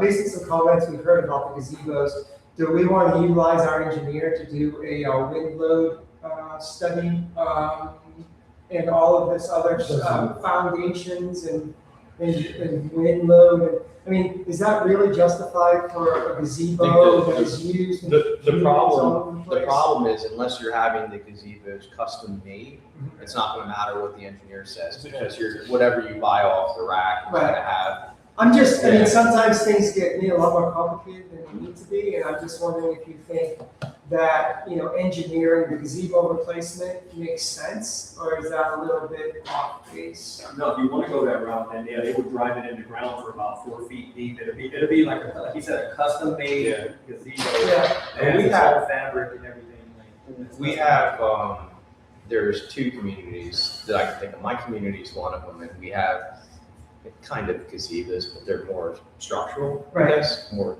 And there's another community that I deal with called Oakstead that has something similar, only different size. Right. If from a permanent solution that you don't have to worry about as much, that's what you ideally would want. Right. It will be more expensive. It won't be hugely more expensive, but it would be more expensive. And that might be something that, especially if you're talking about tabling this, you might want to think about that long term, just to, number one, find out how much it is, because maybe it's within the realm of possibility if, for example, you get into fiscal year 2027 and you're ahead of budget, and probably by that time the gazebos will be gone, and you might hear from residents that, hey, it'd be nice to have gazebos, or maybe you don't, and then that helps you make your decision. But that might be, and I can send you guys kind of pictures. We have to redo them every few years, some of the fabric and stuff, so I can give you some details on that as well. Okay, so I'm gonna make a motion, given that I, to the best of your ability, don't hear an overriding alarming concern for the public safety of this community, if those 3 stay, I'm gonna motion that, that those 3 stay and we push both 4 and 5, consideration of flagpole, again, punt it forward and see where we end up closer to the end of the fiscal year. Okay. That's my motion. So do we have a second to that motion? I'm a second to that, to be honest. Second. To postpone something, do we really have to do a motion for that? Well, part of the motion was to leave, to not, well, yeah, basically to leave in place. And we did have some discussion on leave or remove, so the motion's probably appropriate just to kind of memorialize the action. Close the loop on the whole discussion, and as a matter of fact, we could even take them off until we bring them back at the appropriate time, so they don't Yeah, have that's to fine. carry on the agenda each month. Yep. Do we have a second to the motion? If anybody would like to make a second. Did you second it or no? Second the motion? My motion. Leave them there and push both this and the flagpole off ahead. That's the motion. All right, so any motion for discussion? Let's move on. Could be more discussion, yeah. No, there's no answer, so. For vote, I mean, it's safely, probably not for So, I'll second it. he seconded. Seconded. Maureen seconded it. All right, additional discussion? So discussion, so you think it's a safety thing, it should come I mean, down? and that's what I don't just want to time I into it, that's all it is. Understood. Okay, I have no further comment. Okay, all in favor? Aye. Any opposed? Okay, that motion carries. So finally, we have the consideration of proposals, and we had a signpost installation from FCC for $1,169.01. So we can discuss about that one What is first. this sign? These are whatever the engineer requested down by the, what is it, down by the cul-de-sac? Yeah, it's the dead end signs. That one, 1,169. for couple top schools? No, it's a new signpost. Yeah, they have that. They determined that they couldn't be on their own. They could only do one on an existing post, and then they had to do new posts for the other ones completely new posts and signs. Yeah. Is anybody interested in moving forward with that one via a motion? I don't see that one as one we have to move forward with right now. It was. Okay. A resident request to add a couple dead end signs where we have dead ends. Maybe there was one dead end sign somewhere, but not somewhere else. We had the engineer look at it, and here's the proposal. If we're not doing things, because we're not doing things that are discretionary, then I say no on the signs. I would just ignore it for now. Okay. That's my opinion. No So problem. there's no motion there. No, there's no motion unless anybody would like to make one. Okay, so we'll move on to item 6.2, which is a proposal from U.S. Lawns for Viburnum replacement for $11,368, and that's That's behind our motorway area. You Bushes? go along that fence line. Drawn by the bushes? Yep. This same topic came in front of this board twice. Twice we shut it down. okay. So I don't know, I'm not, the plan is, as a matter of fact, the irrigation was fixed the first time since the US loan started. That was the first thing we worked on. So all the irrigation in our community is working perfectly. That's why you see a lot of those bushes coming back to life. The plan is, it's not like we're ignoring it. There are sections of it that are dead. I'm not spending $11,000 to take down whatever it's alive now to put another small one. We're just going to work on it down the road. You can ask Francesco to give you an estimate for the missing areas and what's going to cost us. It'll be like a fraction of that price. Yeah, he said he would include some seating as well to try to fill in the, Gaps? the bare Yeah. spots that are. Yeah. Okay. I can ask him that, I can go back and. Yeah, just- adjust that. There's not a lot of areas actually, like a couple of them in Armada. Just a couple of them that are empty, just put new ones. Okay, I'll speak with him. Anything else, Liz? I haven't, did y'all guys want to go over the flagpole or y'all discuss that, right? Just kick No. the Yeah, that was all. Let's go, good.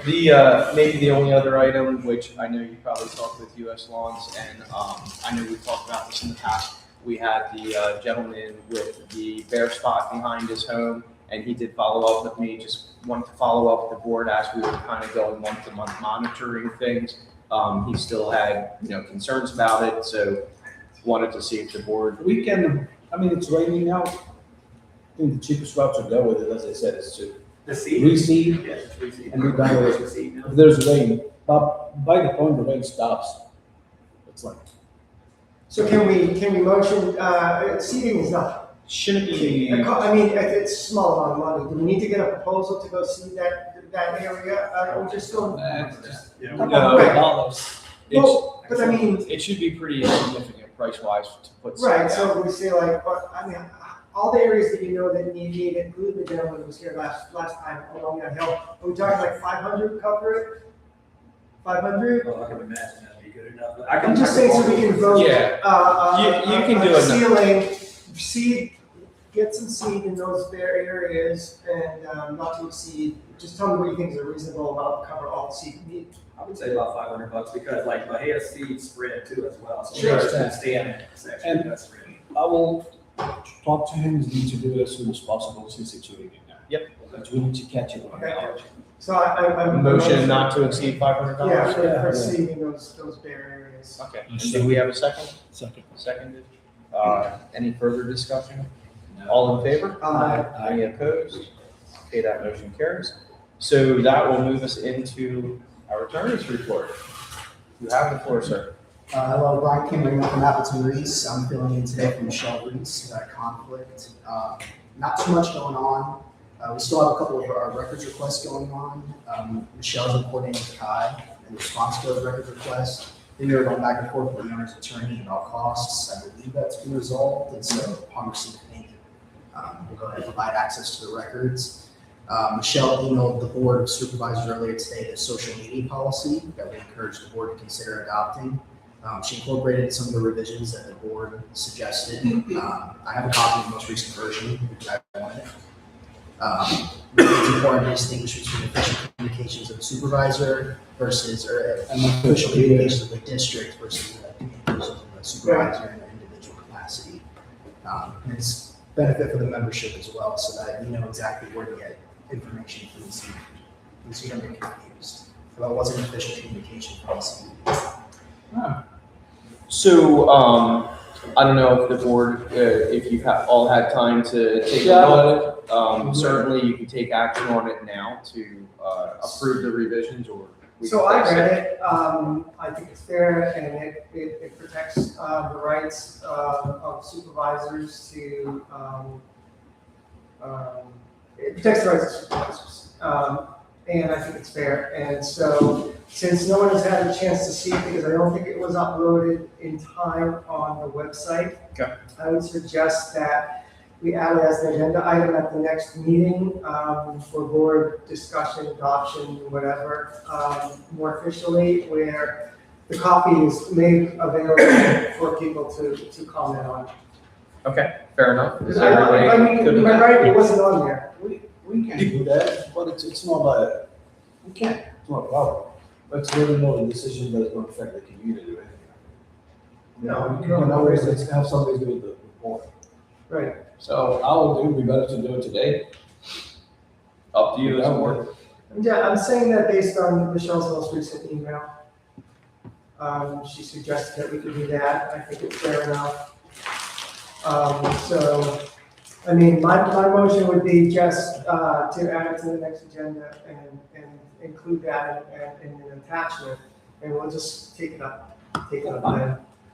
I'm good with it too. Yeah, if everybody's good with it, if we have a consensus, no need for a motion, Okay. we'll just have it as an agenda item. Mhm. Okay, good. Sir? That's it for me. Thank you. Appreciate it. Okay, so manager's report, most of my stuff was the budget related stuff. The one item 6A, discussion of audiovisual meeting options.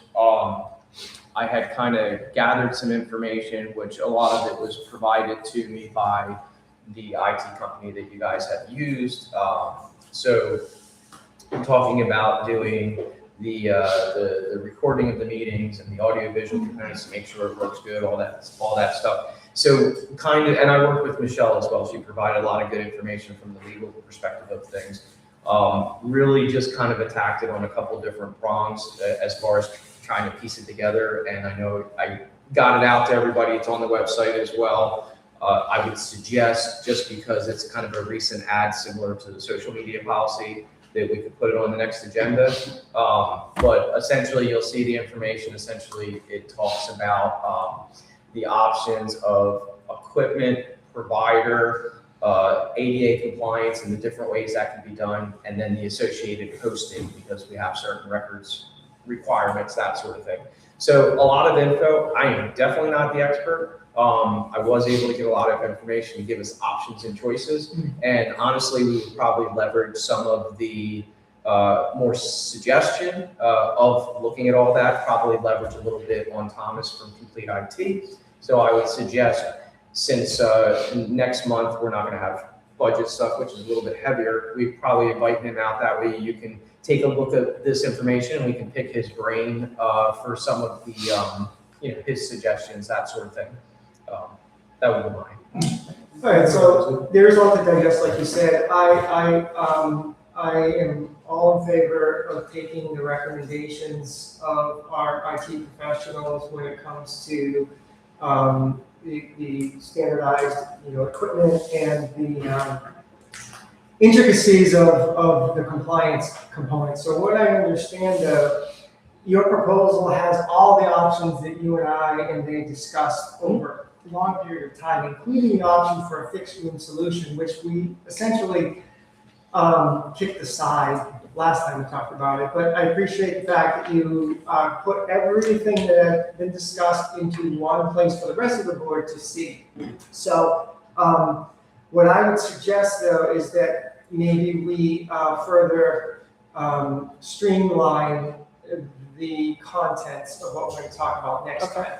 Where I see it, there's two situations. One is an audio-only solution and the upgrades necessary to accomplish that. That's the cheapest option. The second one is the audio-video solution, and it's the video, the live streaming of video and storage and replaying availability of the video that brings into the Title II of the ADA. It's not the audio-only solution. And so that's a separate situation that brings into it all of the live captioning and all of the other things that Rochelle mentioned and Complete IT mentioned to comply with. And that's where you've outlined some of the vendors and so on that they could provide that. So what I suggest is that we just narrow the focus, and I don't know if this needs to be a motion, but so that we have less to talk about next time, we narrow the focus to what would be the budget solution, which is an audio-only situation, and then maybe the ideal solution, I guess, that would be an audio-video solution, but it's a different set of equipment and requirements. And I would ask that you could, Andy, go through with Complete IT and some of those vendors that you outlined, and just give us. I mean, sure, we can still have options, but let's just narrow it down on the AV solution to the most cost-effective solution that is supportable and recommended as a sort of standardized option by Complete IT. And have them come prepared to talk about both of those and what those costs are. Because I want, as I mentioned to you in the emails, we're sort of bumping another month now because we have unearthed, you and Michelle and Complete IT have unearthed so much red tape about the audio solution that we decided we would just push it forward. But I'd like to narrow it for that meeting. Yeah, we can narrow it down, keep it to the two options, as you phrased it, the budget and the ideal, and have some associated pricing with it. So it should be a pretty basic discussion. Right. And I know Complete IT's solution for the audio video included their procuring the equipment, but that was more money than us just buying the same equipment directly. So I would like to just have the most cost-effective approach on both sides. I know I asked you for a recommendation and it was too much to sort of recommend on, but hopefully with just these two avenues, you can come back with a recommendation and color these options down for us. Not a problem. Then if the board can decide and make decisions, based on the timeline you provided, it sounds like you could actually have the chosen solution implemented by the October meeting. Yeah, because the the slightly longer implementation was really based on a full total audio visual. So even if, hypothetically, if you choose the audio, I mean, that the turnaround on something like that's obviously super quick, even with the audio visual, except for, we would have to, the challenges with that, as you all, if you haven't seen, the challenges is finding the right service to do the ADA compliance stuff without having to do a lot of additional review. But we'll come back to that. Just for the record though, can you let everyone know that based on your research and I think Complete IT's and Michelle's, that the free YouTube closed captioning does not satisfy? Yeah, so there are two main problems for anybody that hasn't seen the document. The two main problems with YouTube, because I thought that was the ideal solution. You can upload, as YouTubers do, tons of videos with no limitations, which would be perfect for a district that has meetings every month and wants to keep things. The problem is that the live captioning, which is required, that YouTube does, it has its flaws. And if you've ever looked at live captioning on YouTube, absolutely it does. So it has some flaws, and you can probably, to a certain degree, I don't want to speak legally, but you can get around that a little bit to a certain degree because it is live streaming. However, you would have to remediate that.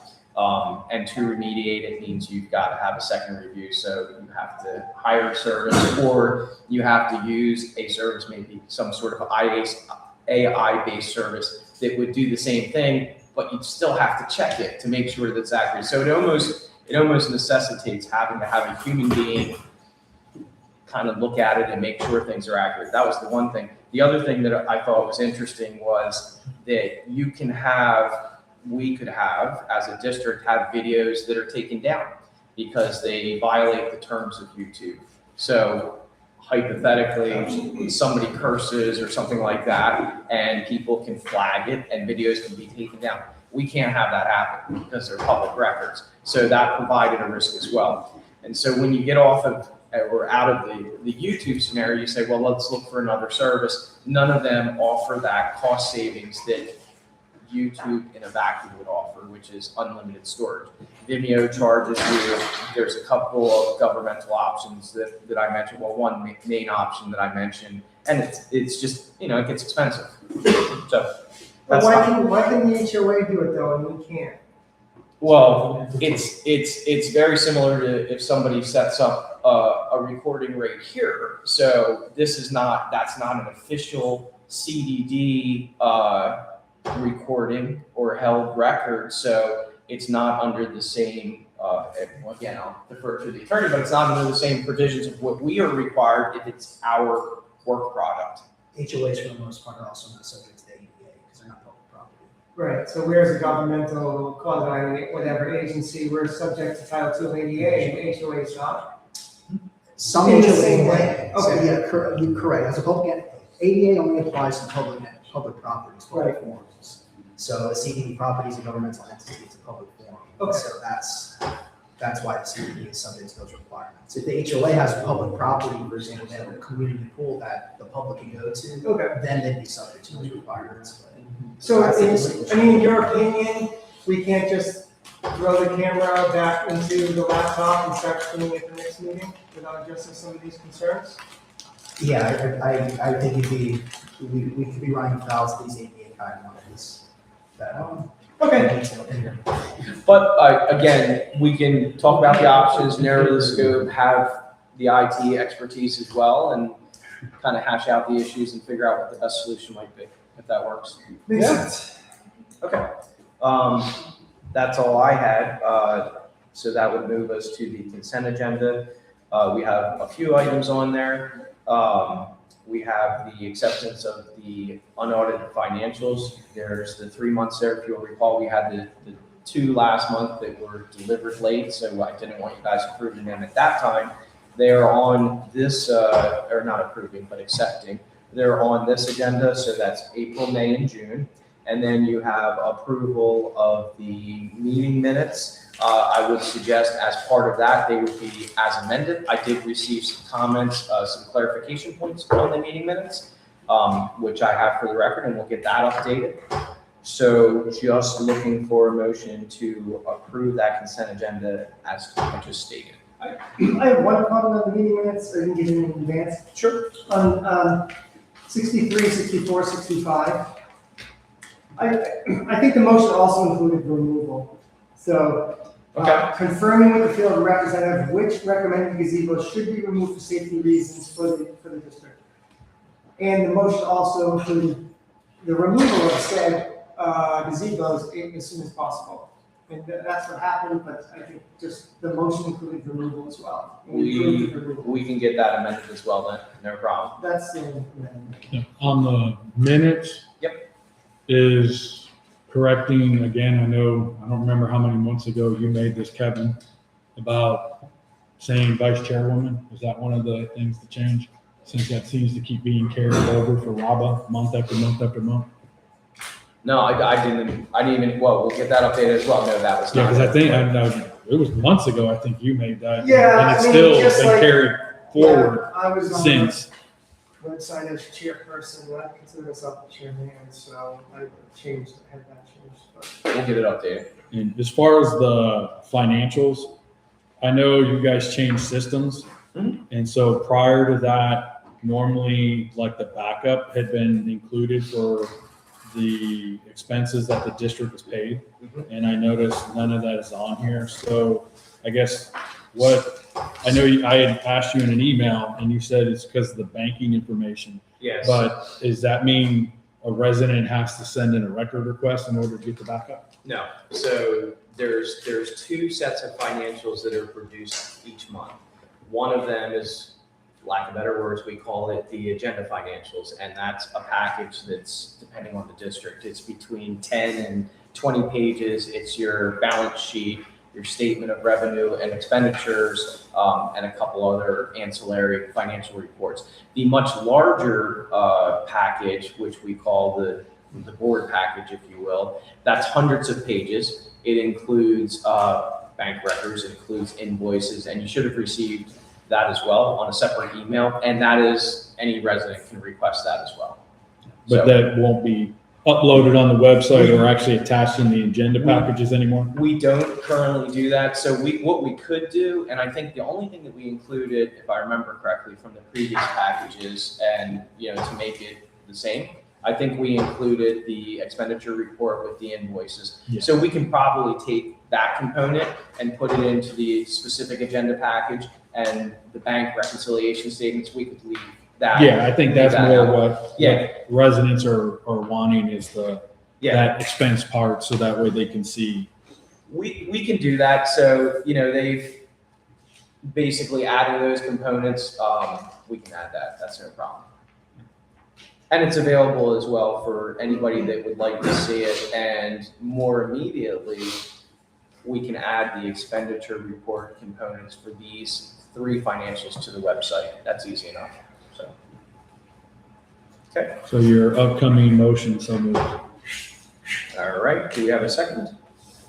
I'll second it. Seconded. Any additional discussion? Hearing none, all in favor? Any opposed? Okay, that motion carries unanimously. Then we get to item 8, which is general audience comments, supervisor request. So we can go to the audience first. Same details as before. This is obviously, as I mentioned earlier, more of the free-form comments or general thoughts. So we can start in the front row and work our way across again. I'll just kind of motion here if there is any question. Yes, sir. No, Burgess, Windlass Cove.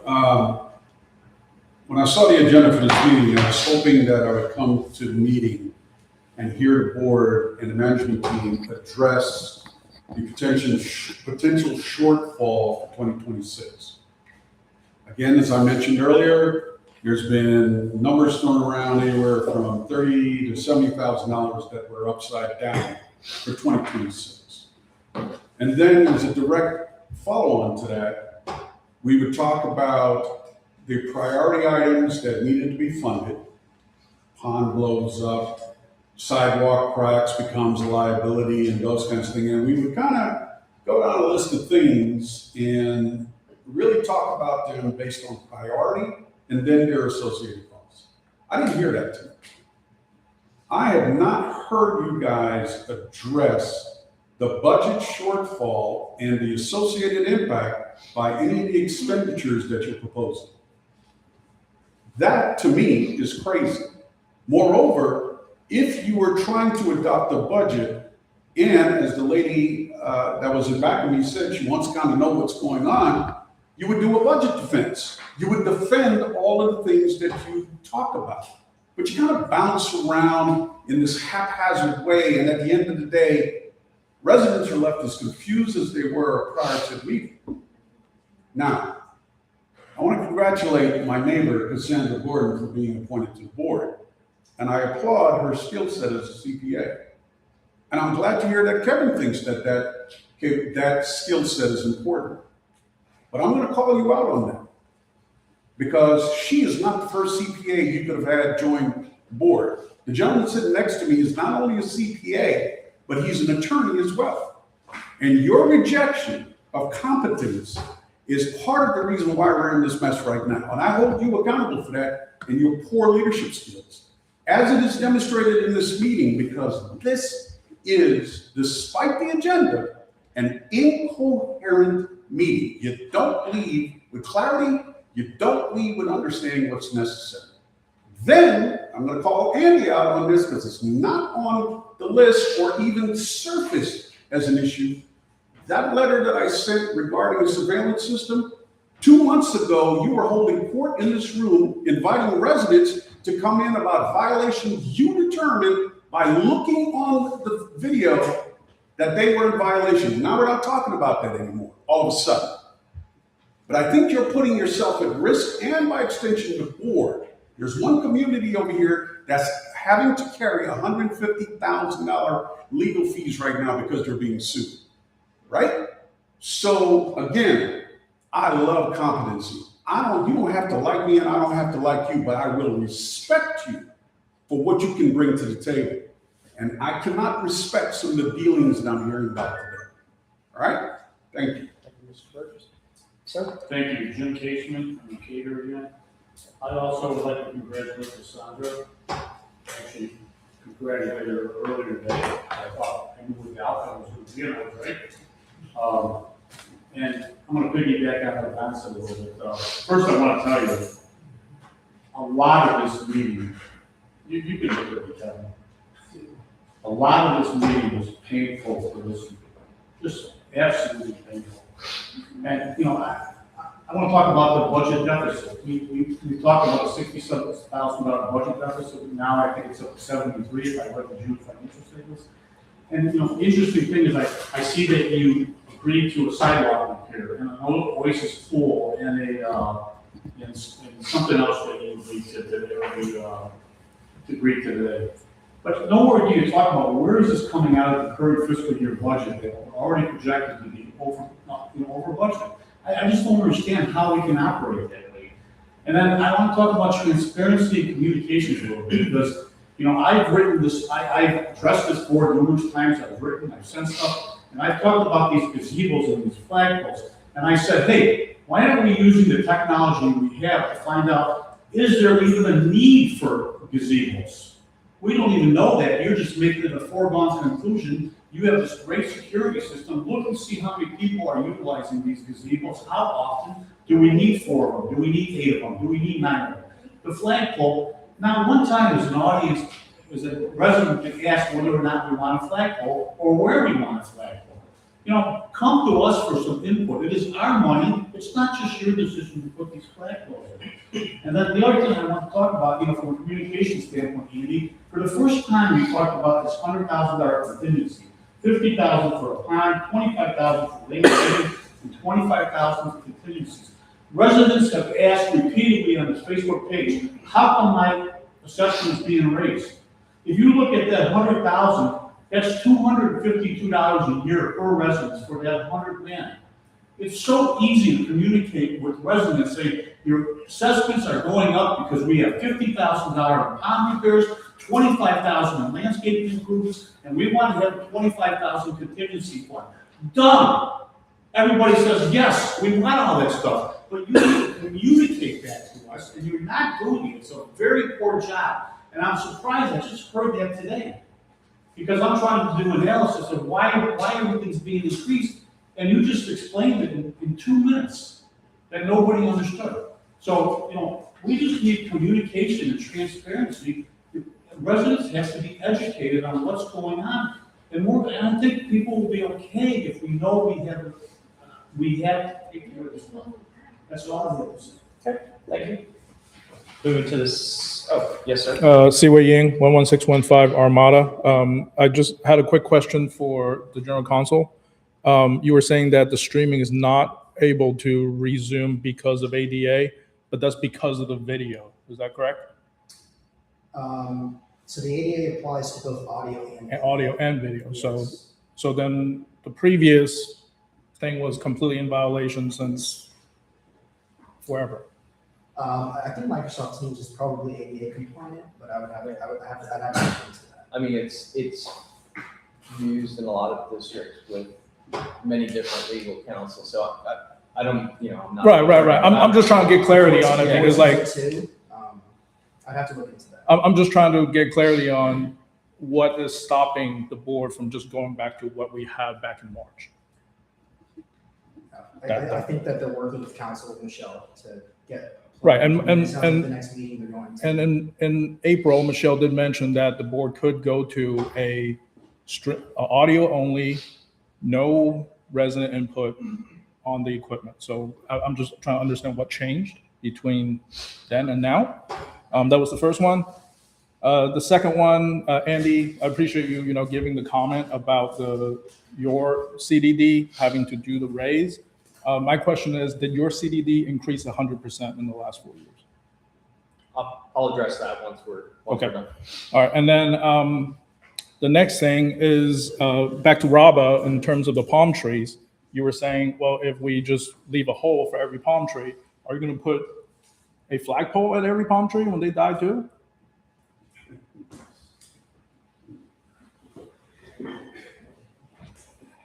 And then lastly, for the gazebos, I really like the idea of having these custom gazebos. It's been said many, many times to me as I was growing up, buy once, cry once. And so if we're gonna have to spend a bunch of money to replace a bunch of gazebos, might as well make them custom. That's all I got. Okay, thank you. Moving to the second one. Cassandra, sir? Okay. Sir? Rod Redford, Windows Code. My question is going to be very simple. Part of the quotations for the gazebo is to fix concrete 4 footers. We've already mentioned the other side of the wall, the concrete's there. So it's just basically mounting gazebos. So how much of these quotes are for concrete? Once again, there's no details in the quote to break down what the cost is for the concrete, what's the cost to fix the pavers, what's the cost to mount each gazebo. Do we need gazebos? I'm not arguing that. Yes, we probably should have some. But let's do the right analysis. Let's do the cost breakdown. And let's look at what we really need. Do we need 9? No way. There's not the use. Thank you. Okay, thank you. Moving back towards there. Yes, sir. Gordon Miller, Mercator.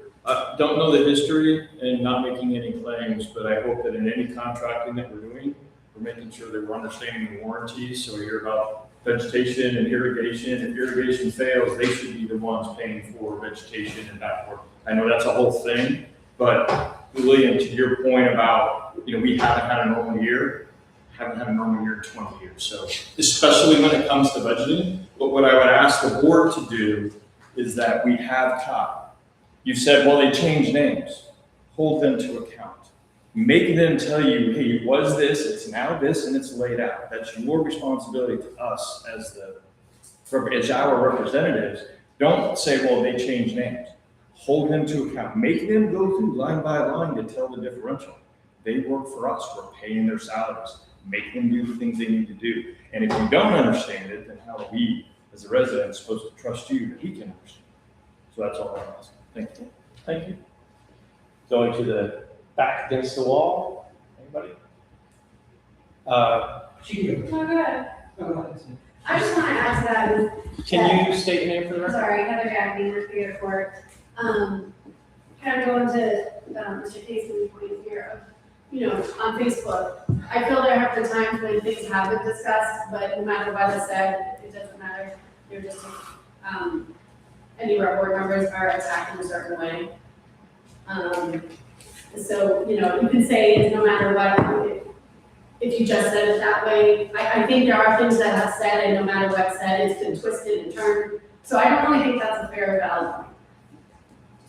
I just respond to that, because you don't. No, we don't need to respond. Yeah, just keep it to our residents. I just like to make that point because, like I said, I've seen it a million times over.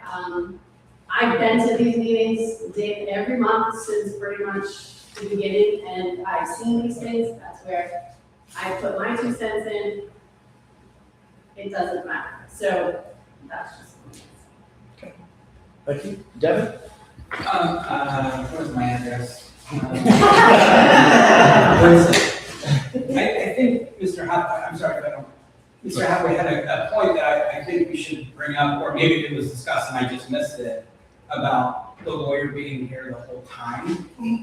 I thought that was actually a really great idea. I believe Mr. Casement, again, I apologize if I'm pushing everyone's name, said something about the lawyer charging us for being here the whole time.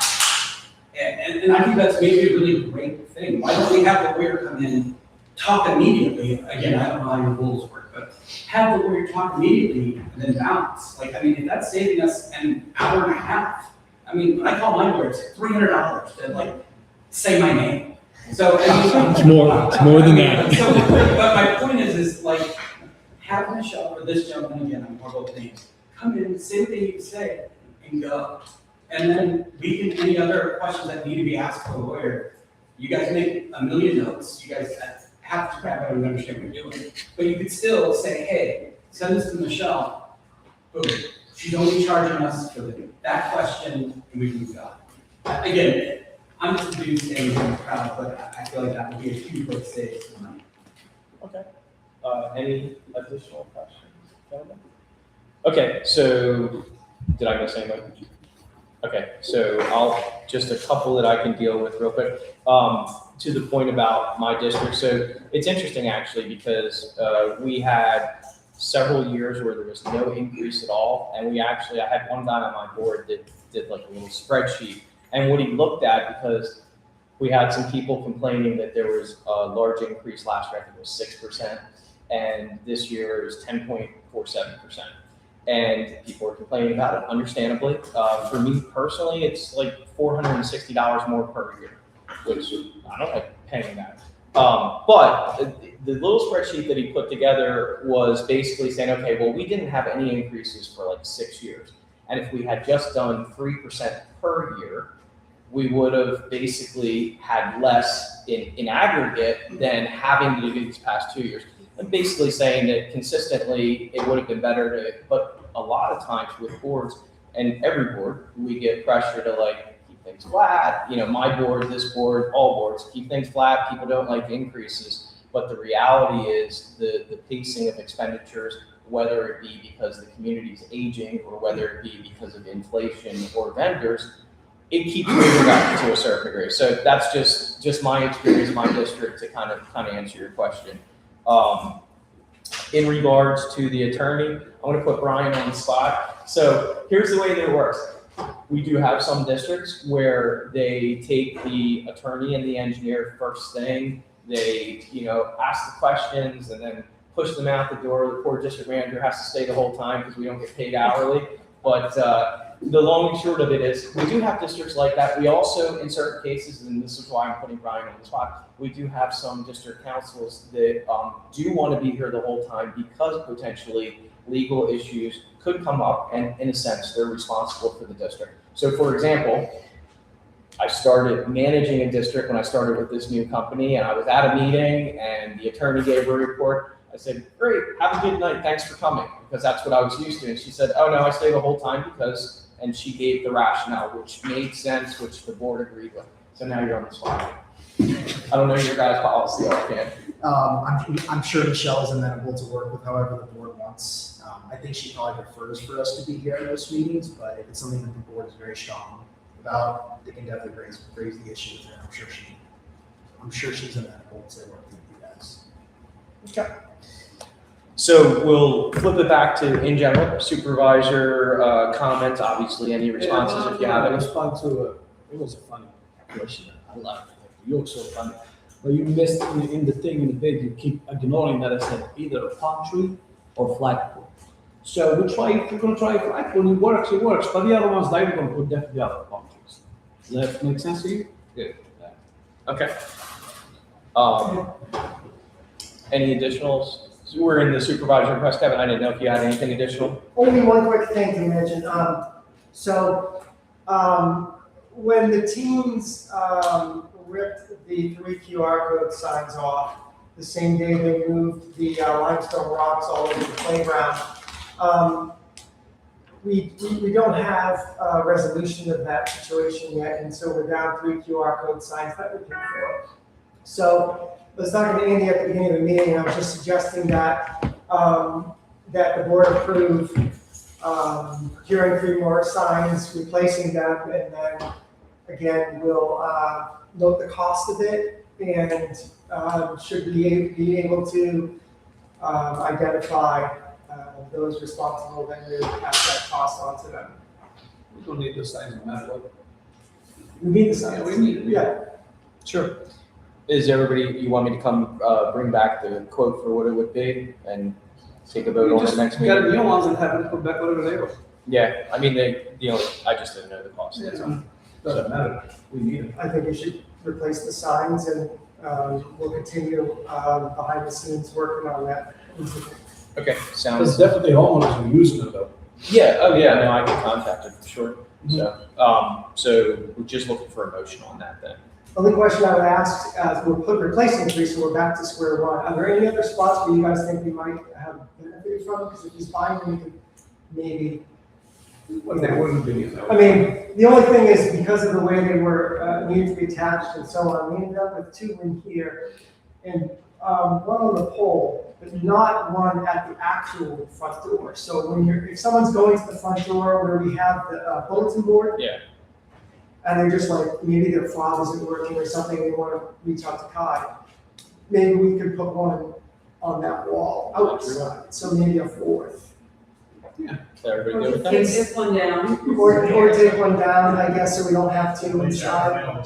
Relocate. Okay. Yeah, you're right. So should we add one more to the front? I just know that when you're at this door, on the outside, you can't see one. Okay. I'm trying to think of where people like say, oh, what's the name of that company, you know, because the thing isn't working or I whatever. understand. So I mean, I would suggest we replace the 3 and then maybe get 2 more along. We're buying them. One for outside right there and one for outside there. All right, so 4 total? Unless there's any objection, I mean, I think this would need to be a big topic of discussion, but. All right, so sounds like a motion. And Do keep- we have a second? Second. Second, okay, gotcha. Any additional discussion? What roughly is the cost of this? I don't know Not offhand. thinking much, but- I honestly don't remember. We paid for it, so I didn't see the bill directly. It was just to put these signs up. So I can't imagine it's that much. They're pretty straightforward. Yeah, I mean. If it's something outrageous, I'll bring back to the board, but I don't think it It would. was something that we tried to get since day one, so that people would be able to, give comments, and it's not. Okay. Gonna break the bank, I don't think. No. Just keep the cost specifically for the procurement of the 3. Yeah. And the installation of the 3, because that's the bill I'm gonna wanna pass on. Yeah, no problem. If there's no further discussion, all in favor? Any opposed? Okay, that motion carries. Any other supervisor requests? All right, we're just looking for a motion to adjourn then. So Motion. moved. Five. All right, so we have a motion and a second. All in favor? Aye. Okay, meeting is adjourned. He